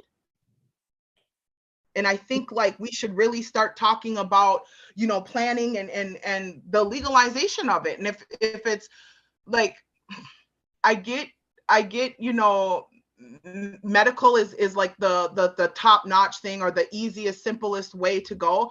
But like, medically speaking, we're going to have so much in place. We're going to have somebody who can write these. We would be able to define what we can put on our what do you call that? Qualifications, is that if you qualify for this cannabis program, we can make up our qualifications. But even at that, we still need somebody to write that prescription for our people. We need somebody who can just write that prescription. And then, you know, with the medical, it has to be a lot more regulated. There's a lot more processing that goes into it. There's a lot more from seed to growth to dispensing, to the dispensing of it. You know, there's a lot more that goes into that rather than the recreational. There's a lot more. You know what I mean? And so why would we hurry up and make all those extra loopholes for us when, you know, honestly, the medical program that's here in the state is so expensive. It's cheap. Go throw it in the trash. Honestly, that program is so expensive. It is cheaper for people. It's cheaper for people to go get a dub, you know, some bud off the street. Yep. You know, I'm not a fan of that. You know, just for the hold on. Yes, the trash. Thank you. There is a towel right there, right here. Excuse me. Yeah, that. Yeah. Yep. Yep. But what I was saying is that I'm not a fan of that because of, you know, all of this crazy stuff that is laced. Look at what they're doing with these pills, you know? Yeah. People are thinking they're getting a morphine pill and they're getting something cut with fentanyl and overdosing and who knows, you know? It's, you know, we don't. So I'm not saying that I'm not a fan of the marijuana being out on the street, but then again, at the same time, I'm not a fan of it because of the simple possibilities of what somebody could do to somebody else. Versus if we had a dispensary, we would have a safe place for people to come and get their controlled substances or whatever you want to call it, cannabis. What? Also, Danny? just really quick, like to interject, I'll put my widow hand down. That as we move forward, I think we've talked about this before too. So in looking at how Boys Fort tribal government can be a good relative to the people, making sure we got space for independent, you know, I was just talking about tribal small business training, independent, either, you know, whether it's we have the opportunity for growing, but making sure that small business development is allowed in the spectrum as well, so that folks can, you know, rise up and build their family around them within a small business too. So whether, you know, folks get, you know, there's like the land use guidelines, if there's land set aside for tribal members to lease directly from the band to grow, or whether they have part in owning the dispensary or co-owning as part of a cooperative. Pamela Standing with Maniba has an awesome case study project on tribal cooperatives and how they are a good alignment with our values. So just wanted to say that to keep space for independent tribal member growers and or processors. Good idea. Absolutely. Because this operation is going to be bigger than it would end up being rather huge if we think about it. If we go from, you know, we're going to need seed dealers, we're going to need people who understand genetics, we're going to need people who understand and we need people who understand water and soil and pH, and we have all these people. Like I could name drop right now and start naming off every band member who has the knowledge in something I just listed off there. We have these people. It's a matter of you know, using, I guess, isn't the right word. I don't know what word, but I guess making a space to where they are able to put all their abilities to use. We have our attorney on. Jeff, this has been a long-standing question, I think, at Boys Fort is basically the decriminalization, the legalization, all those issues and being a sovereign nation and similar to Red Lake in that aspect. Give us your legal standpoint. And then, you know, Renique also brought up, you didn't get a chance to see it, I don't think, but her working on the decriminalization portion of the criminal code. And then also the testing for the employees and that type of thing. So can you just give us your... Sure. Go ahead. Yeah. Good morning, everyone. Good morning, Renika, Danny, council. No, I did see that. I was watching. I just had my video off on the, so I appreciate that. So huge conversation, obviously happening in lots of places. Lots of tribes are discussing what what's the appropriate entrance point? What's the level of risk? Recreational, medical, hemp. There's so many decisions and it's so multi-layered. And so I think, in terms of decriminalization, the band as an inherent sovereign obviously has every right to decide what it wants to do in terms of its own criminal laws.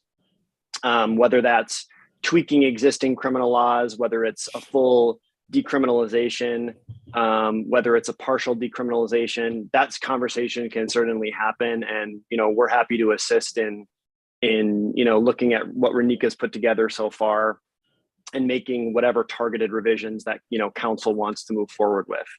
That's an important piece when it comes to, as Renika mentioned, that even if Bois Forte were to develop a hemp code, and let's say you just stuck with hemp for now and developed your own regulatory hemp code. I mean, to do that, you have to ensure that, for example, hemp is legal under the ban's laws. And so whatever sort of scope of operation that the ban wants to explore, an important piece of that is obviously making sure that it's not authorizing a business or something, individual use business operations that are then inconsistent with ban law. So it's a great point and needs to be, a part of the conversation, regardless of what the ban decides to do in terms of a scope of operations.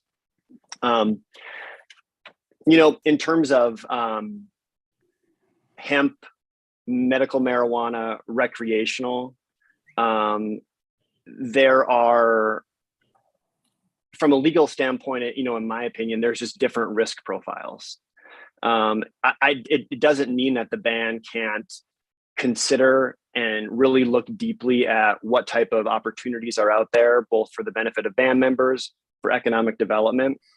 But when it comes to hemp to recreation, I view it as a spectrum in terms of, what would be risky from a legal standpoint, or what would need to be done to protect the band's interest, to protect economic interest, to protect band members. Hemp is permissible. Right now, the band could develop a hemp code and regulate it, and as long as it's consistent with that code, that's legal under federal law, legal under band law. There's really not significant legal risk as long as the band is operating pursuant to whatever hemp code it developed, hemp plan. Medical, you're somewhere more in the middle. The state's obviously got an authorized medical marijuana scheme. Bois Forte is in a unique position compared to a lot of tribes in the state because it's not subject directly to state law like Red Lake, which I think does reduce risk in some capacities. But I think the devil's in the details for medical marijuana, and to some extent, it depends on what the breadth of that scheme, how inconsistent it would be with the state scope of the medical marijuana scheme. That would change the risk profile. Is it a viable thing to look into? Absolutely. And, tribes are obviously doing that and figuring out what legal risk they want to take on, how economically feasible it would be. And just from a policy standpoint too, obviously, as was mentioned in the conversation, how it can help band members first and foremost as a to address real medical needs. And then, in terms of recreational, I mean, that's on the spectrum, what I view as obviously the most significant legal risk right now, because it's not authorized in any capacity under state law right now. Now, Bois Forte is not directly subject to state criminal laws, but that doesn't mean that what's happening within the state doesn't impact risk, both in terms of how the feds might view a recreational marijuana scheme, and just the practicalities of interaction with the state.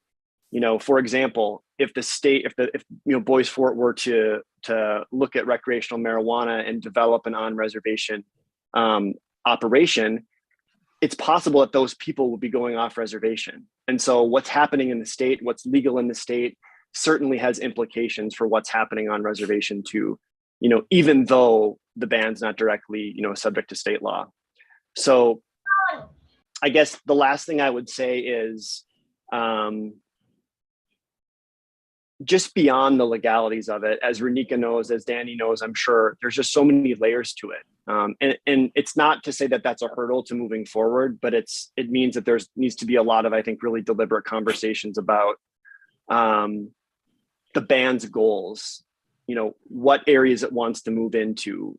Because when you look at hemp or medical or recreational, there are aspects like land use, banking, and finance, individual liability for customers, security, what special expertise is needed for growth.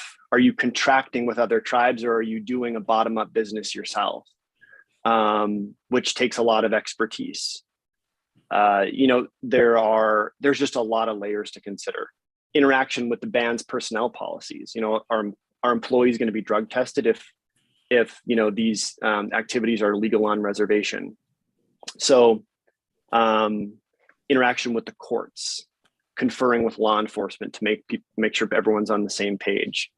I'm mentioning it not to say that like this is like a too big of a thing to tackle. I'm just saying there's a lot of layers to it and a lot of communication and planning that I think needs to be done. But tribes are talking about it, and it's clearly not going to be, I don't think, as has been discussed, going to be more criminalized. I think obviously the trend is in opening up cannabis use both within the state and the federal level. So I will stop blabbing now too. I hope that's helpful. That's kind of a very high level view, I know, but I think continuing the conversations, I'm happy to address legal risk and kind of my thoughts on where things are at, which is also a very evolving thing too. So I'll now shut up. Thank you, so Jeff. real quick, Pete, sorry, Pete and Shane, I just have, so when we're talking about this, and I think, it is on you guys as the council to really like kind of make that decision. Are we going to take a group of people and make that group of people push this forward? Because we're going to need exactly what he said. We're going to need policymakers. We're going to need rules and regulators. We're going to need, people who understand the federal, the state, and what we're going to need all of these people. And we're going to have to pull in people from not everywhere in other states and other tribes. We need to use our own people because our people have the education and knowledge on this. I know they do. I've been talking to a lot of our band members about this, a lot, and they might not all have the comprehension of the overall, because it's like he said, it's so many layers, but this person understands the land usage. This person understands the relationship between BIA and the tribes and this and that. And this person understands, like I said, that pH level in our soil, because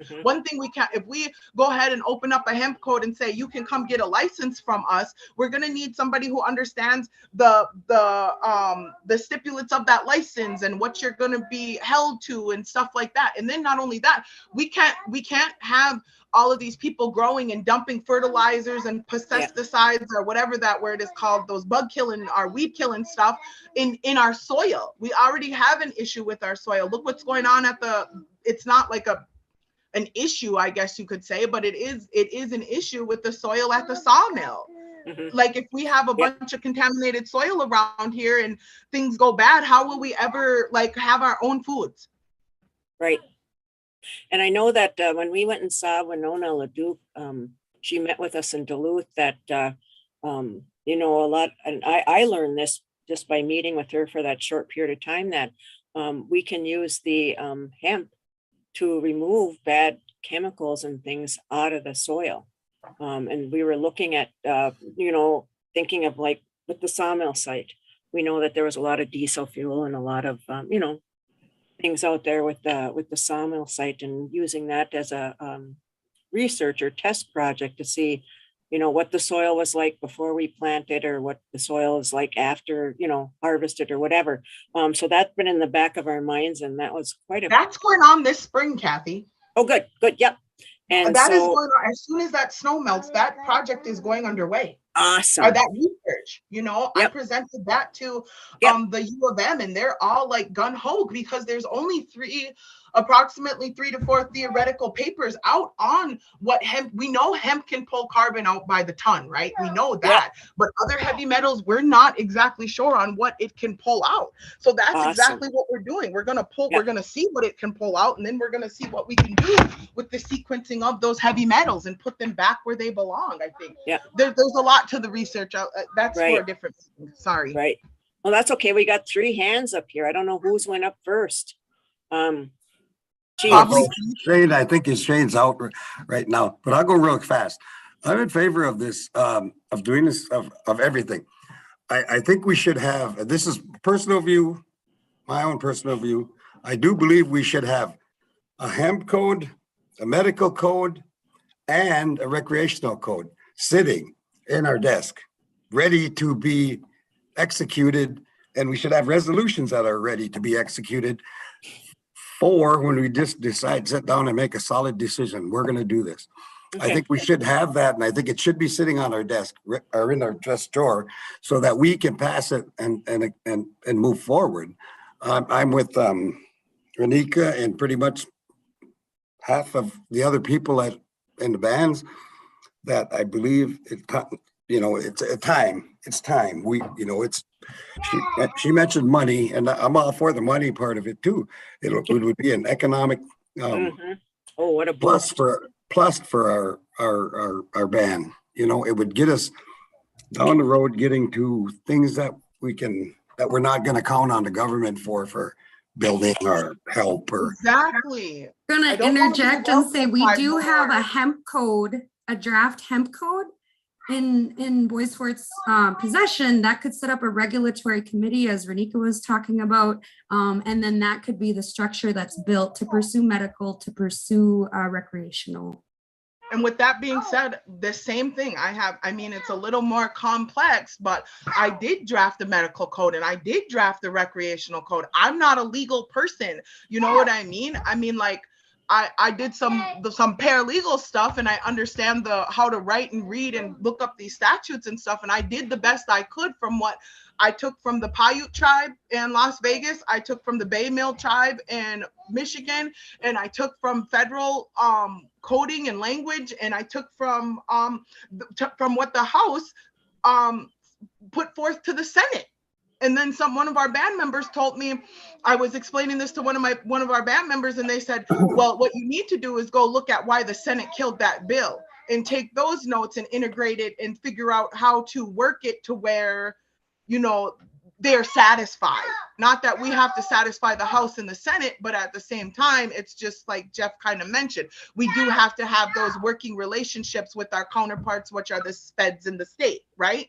And so and that's another thing. So I have a question on, if we legalize here and it's recreational here, if you look at that medical stuff with the state, if I go to this medical dispensary that's legal here in Minnesota and I go pick up my prescription and I'm, puffing on my medical pen in the car while, so-and-so's driving, we're liable to get pulled over and our car could get searched and all this stuff, even though I have I don't know if it's legal documentation, but it would be medical documentation on, this is a prescribed substance that I'm using and taking and blah, blah, blah. So how do we prescribe narcotics? Because narcotics are prescribed to people and they have to remain in their prescribed pill box or pill form, the cartridge that they come in, it has to be childproof. There's all kinds of stipulations to medical narcotics. So wouldn't we take those similar stipulations and kind of put them forth with, cannabis? But then again, that would be for a medical conversation. But again, guys, and I know we got to take this in steps and it's your guys' decision, but I'm not for that medical step. I want to skip that medical and go straight to recreational. And I understand the risk, and Jeff, you're not the only legal advisory that said, you got to do this in stride and this and that. But, I think that if we could honestly put forth together a committee that can help with regulating this and stuff like that. I think, you know, not the same committee that's going to regulate hemp, because you got to understand hemp is different than cannabis. Hemp is less than 0.3% of THC. So to regulate that and understand that is going to be different than what we're regulating and understanding with THC, which is more than that 0.3%. And then you got that measure of uncertainty and all of this math that you have to understand in order to keep them divided, right? So my question is, how can I go to the store here or the Y store and buy booze and or liquor and take off with that? Because once I leave this, because those stores are, well, not necessarily the Y store, but the C store is on tribal land. So if I go there and I buy some steel reserves and I get shit-faced before I'm, excuse me, if I get, you know, drunk before I am off res land and then I'm, you know, on stateside, how can we, you know, do that? And I get drinking and driving is illegal and all of that stuff, but the simple sale of it isn't illegal. So how can we sell? And, you know, it would be the same thing with cannabis, or am I missing something here? Because what I see is that we would sell cannabis and on your own recognizance, if you go out there and get busted, or you're out there on stateside doing XYZ, I mean, is that my problem? That was your decision and your determination. And if you make that decision and determination, I guess that's on you. And it's the same thing if I go and get, you know, the 6-pack from the store and I drink it and I continue to be intoxicated on the reservation, then that's the res's problem and we will deal with that how we see fit. Correct? So how could it not be the same for recreational is my question.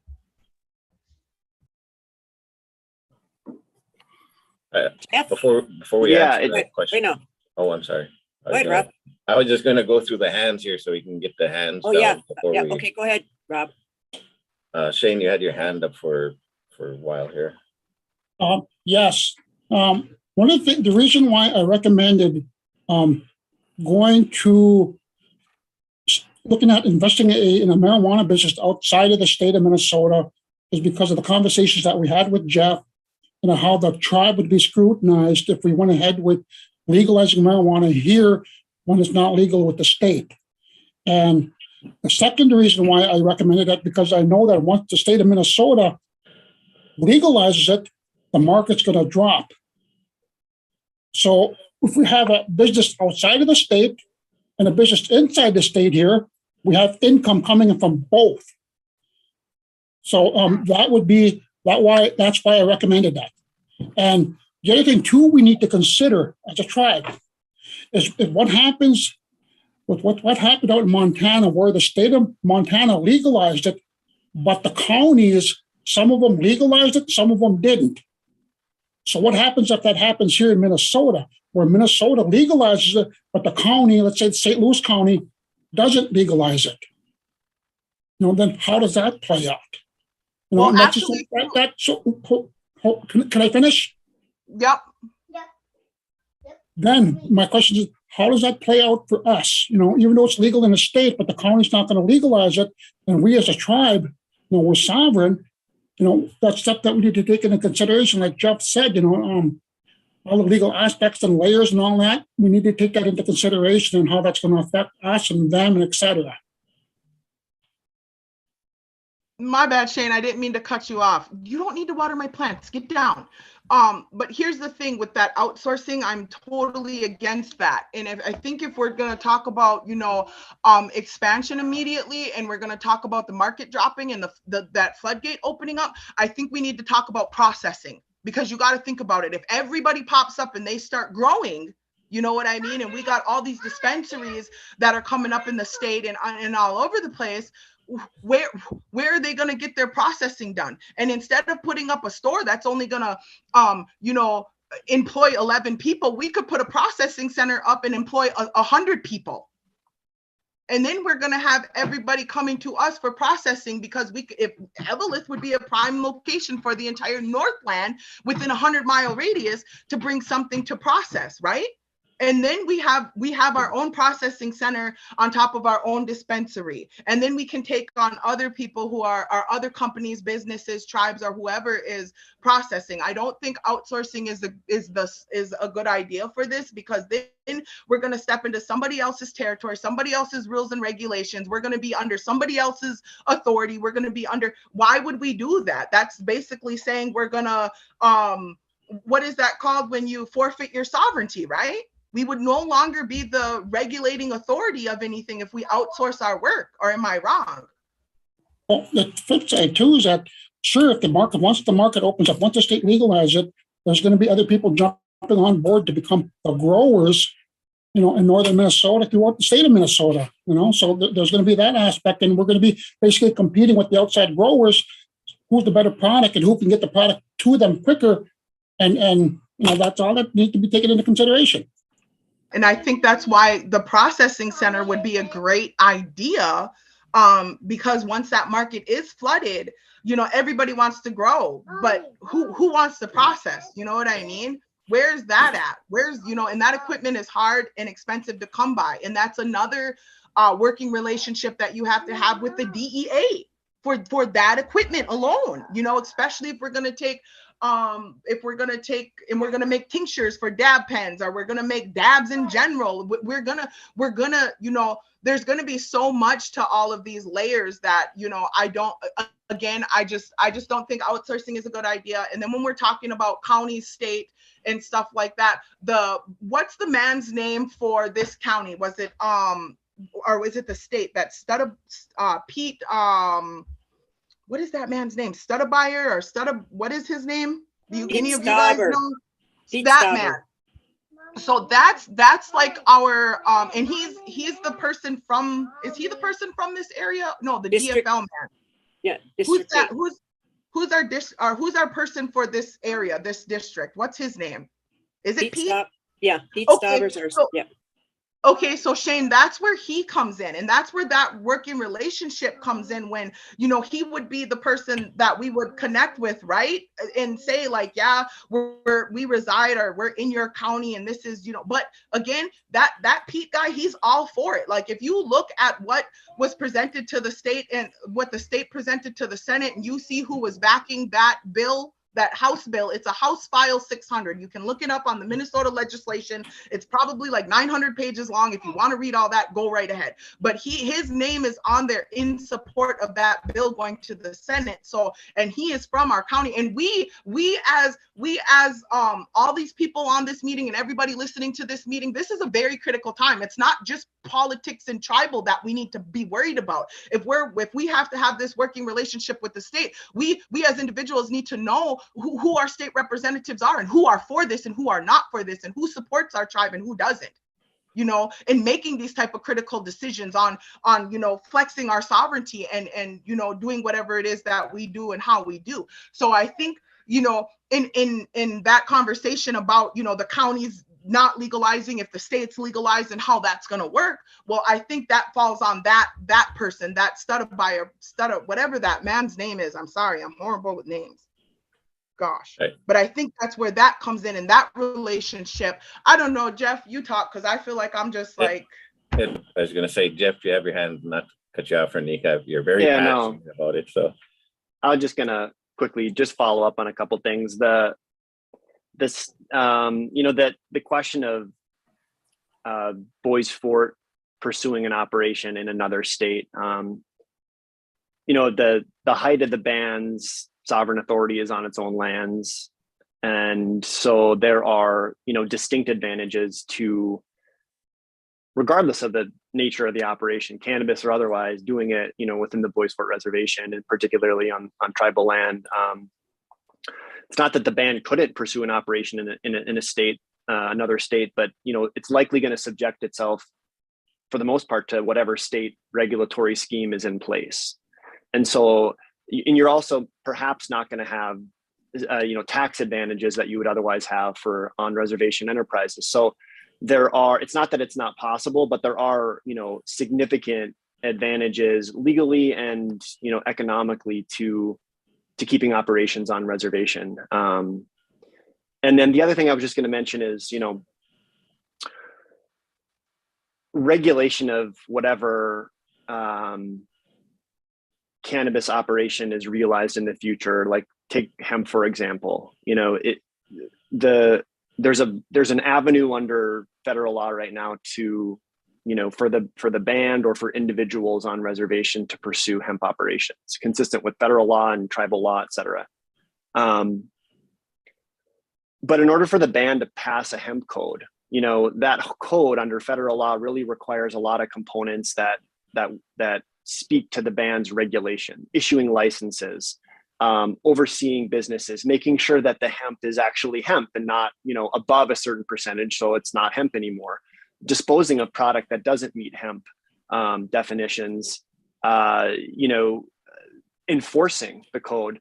So, and the reason I'm saying that is just because, you know, even if we just think hemp, what I think is really important for council to keep in mind is, you know, we could put policies and laws together, get things ready.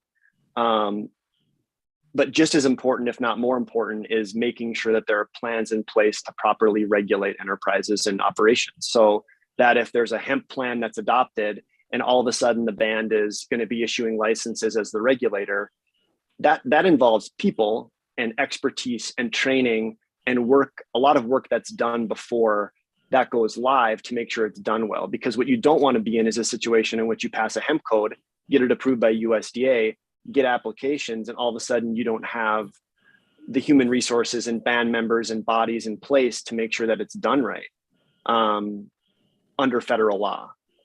So I just wanted to add that piece. There's the policy piece, there's the, you know, getting pieces code-wise ready and having that discussion, which is critical, but there's also a separate piece from that, which is really a planning piece and getting, you know, enforcement and regulation and all those pieces together, which really takes a lot more time than putting a code together. And we can put a code together quickly. There are models, there are things out there, there are legal risks we'd have to talk through for certainly recreational and medical, less so hemp, as long as it's done right. But that's not the hard part. The hard part is the institution building and the planning. So I know that's probably goes without saying, but I just wanted to add that. I think that's a really good point.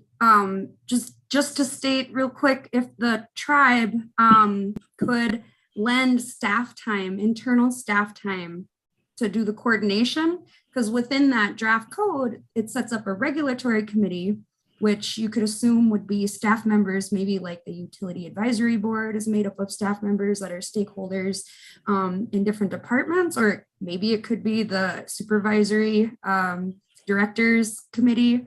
I'm not sure what other committees are, all conservation committee. Since hemp, you know, we are plant people. And this is the beauty of this plant, is it's getting us back to who we are as plant people. But within the tribal government structure, that institutional building, I love that phrase, to have the capacity to do a good job. And if it starts with hemp, it's already legal. You know, you can do processing into CBD products. You could even get more familiar with equipment. There are, you know, small business development trainings out there we know of, and support for building capacity. But I think it'll take maybe next step. We've tried other ways outside of the government. Renika and I kind of going through this and that. We have low capacity, and it really, as our governing authority, needs to be a big step forward on the band's part to invest. I don't know if it's staff time or a consultant time, maybe Bluestone to organize with that hemp and CBD code, self-regulatory, sovereign rights there, and then build that as a platform if that scaling is possible by 2024, when we hope, you know, it will be legal everywhere else. So if there's, I don't know who the staff person could be. But can we have that discussion though? Like, can we legitimately have that discussion about putting together this team? Because that's exactly where we need to go. We need to start with a planning team.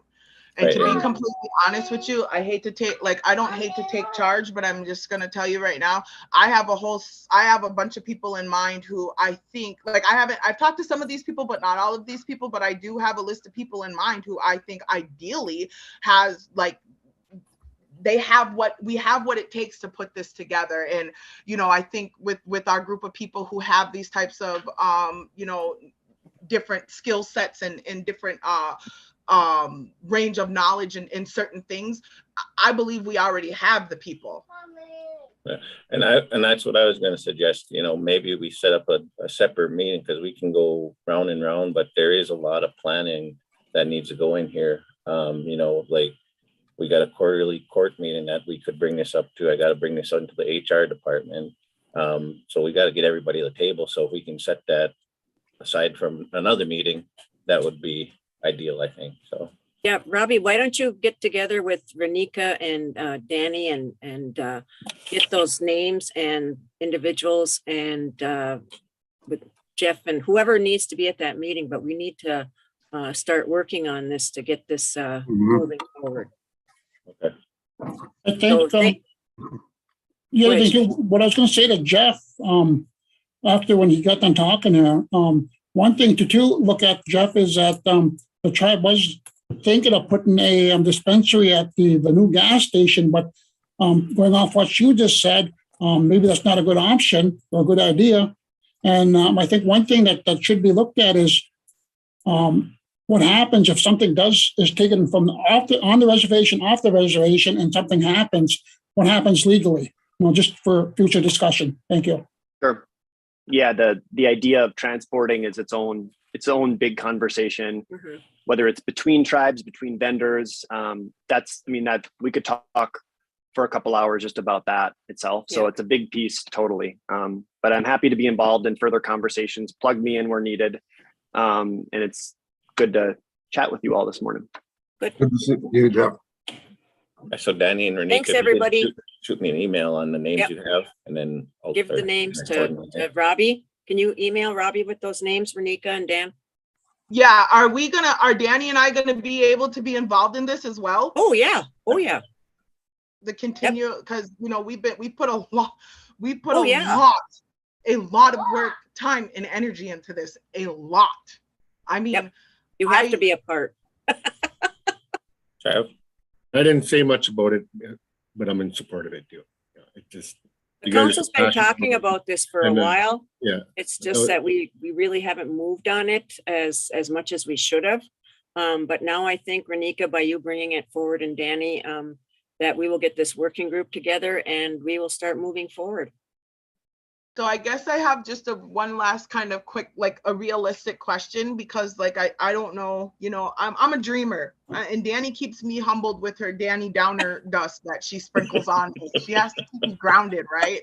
Or else my head will get in the clouds and I won't come down, and I'll just keep coming up with this plan and these plans, and I'll just roll with it. I'm just gonna put it out there. What I would like to see and how I would like to see it, I would like to see all of our codes in place by, before the end of the year. That's this decriminalization, this hemp code. If we're gonna or must go with a medical code, then let's do it. But, again, I'm kind of let's skip the medical because of the cost rate that's going to go into that. You know what I mean? But if we must play the way we have to play, fine, whatever, as long as we get cannabis within our jurisdiction, within our legalization, within our hands, the cannabis and the money. We want the green, right? Go green. So what I'm asking is that we can have all of this if and this might be a question for Jeff, is it realistic to say that we could have all of our legal documentation in place by before December 31st of 2022? You said the codes would be quickly. Is he still on here, or did he leave? Yeah, I'm here. I didn't see you on my screen. Sorry. So I just wanted to know, you said the codes could be done quickly and accurately is my hope. Is that something that we could have done by the end of the year?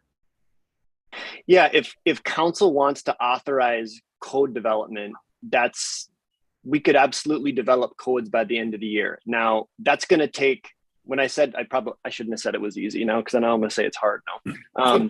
It's doable, but it's going to take, there's decision points in all these codes, the scope of regulation. And that's why I think a working group like this with council's involvement is critical because, you know, I can put a code together, but that's just going to be me putting a code together. It needs to be a developed process to make sure that there's lots of decisions within them. You know, the other piece is I'm not trying to throw cold water on it, but it's one thing to put codes together. It's another thing to adopt them and start enforcing them. That point where you adopt them and start enforcing them is the point where we have to, and council has to really seriously consider legal risk. What is this code authorizing?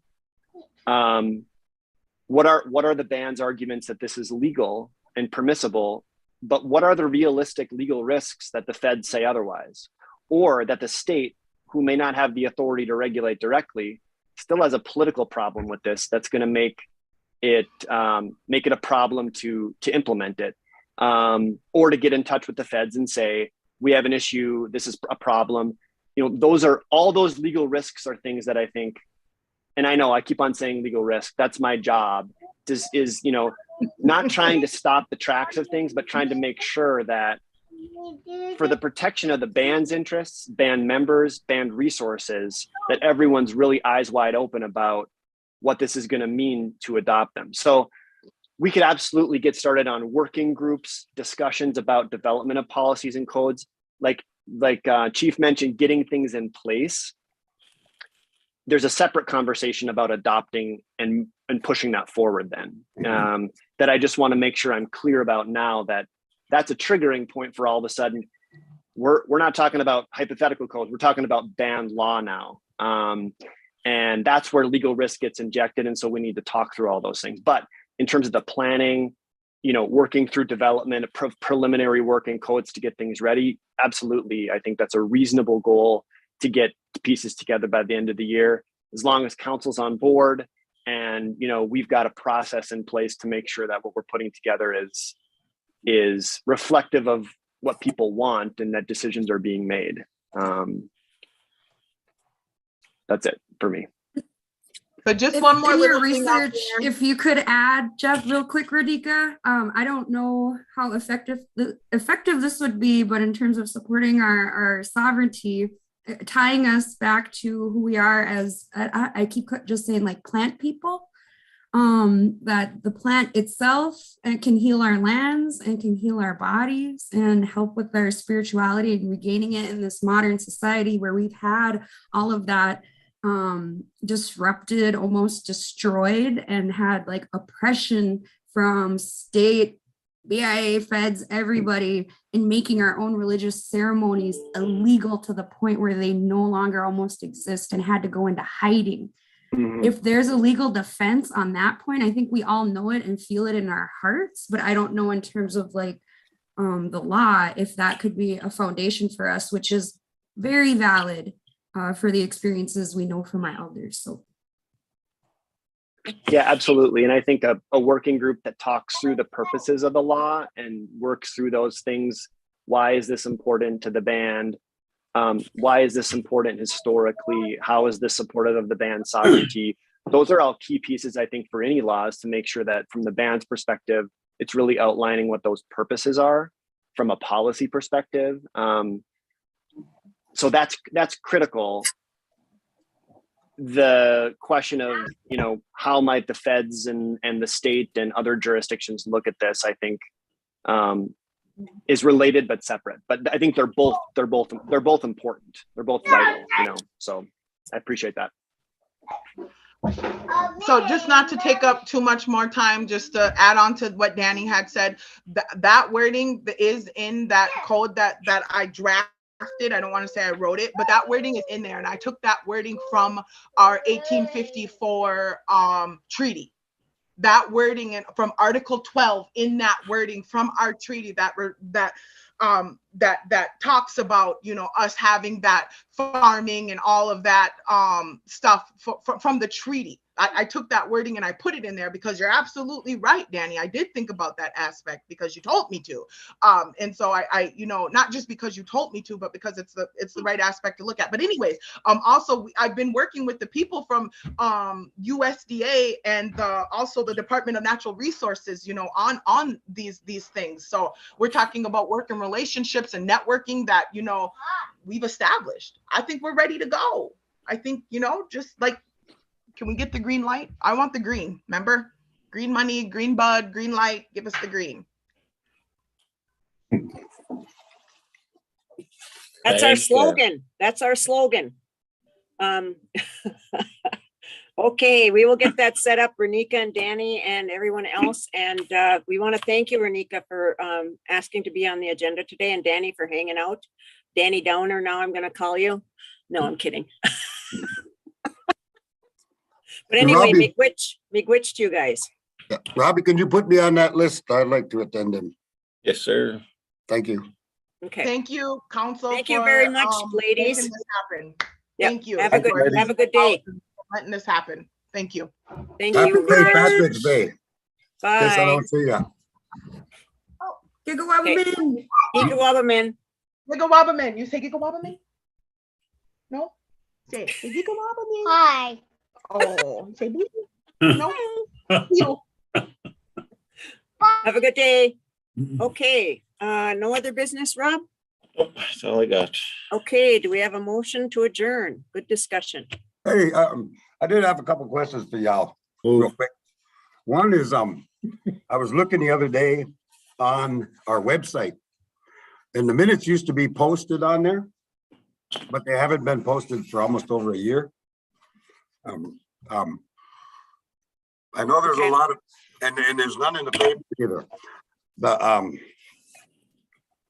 some of our band members were asking if we could get them back up on the website and also back in the paper, as Kathy mentioned earlier. Some of our band membership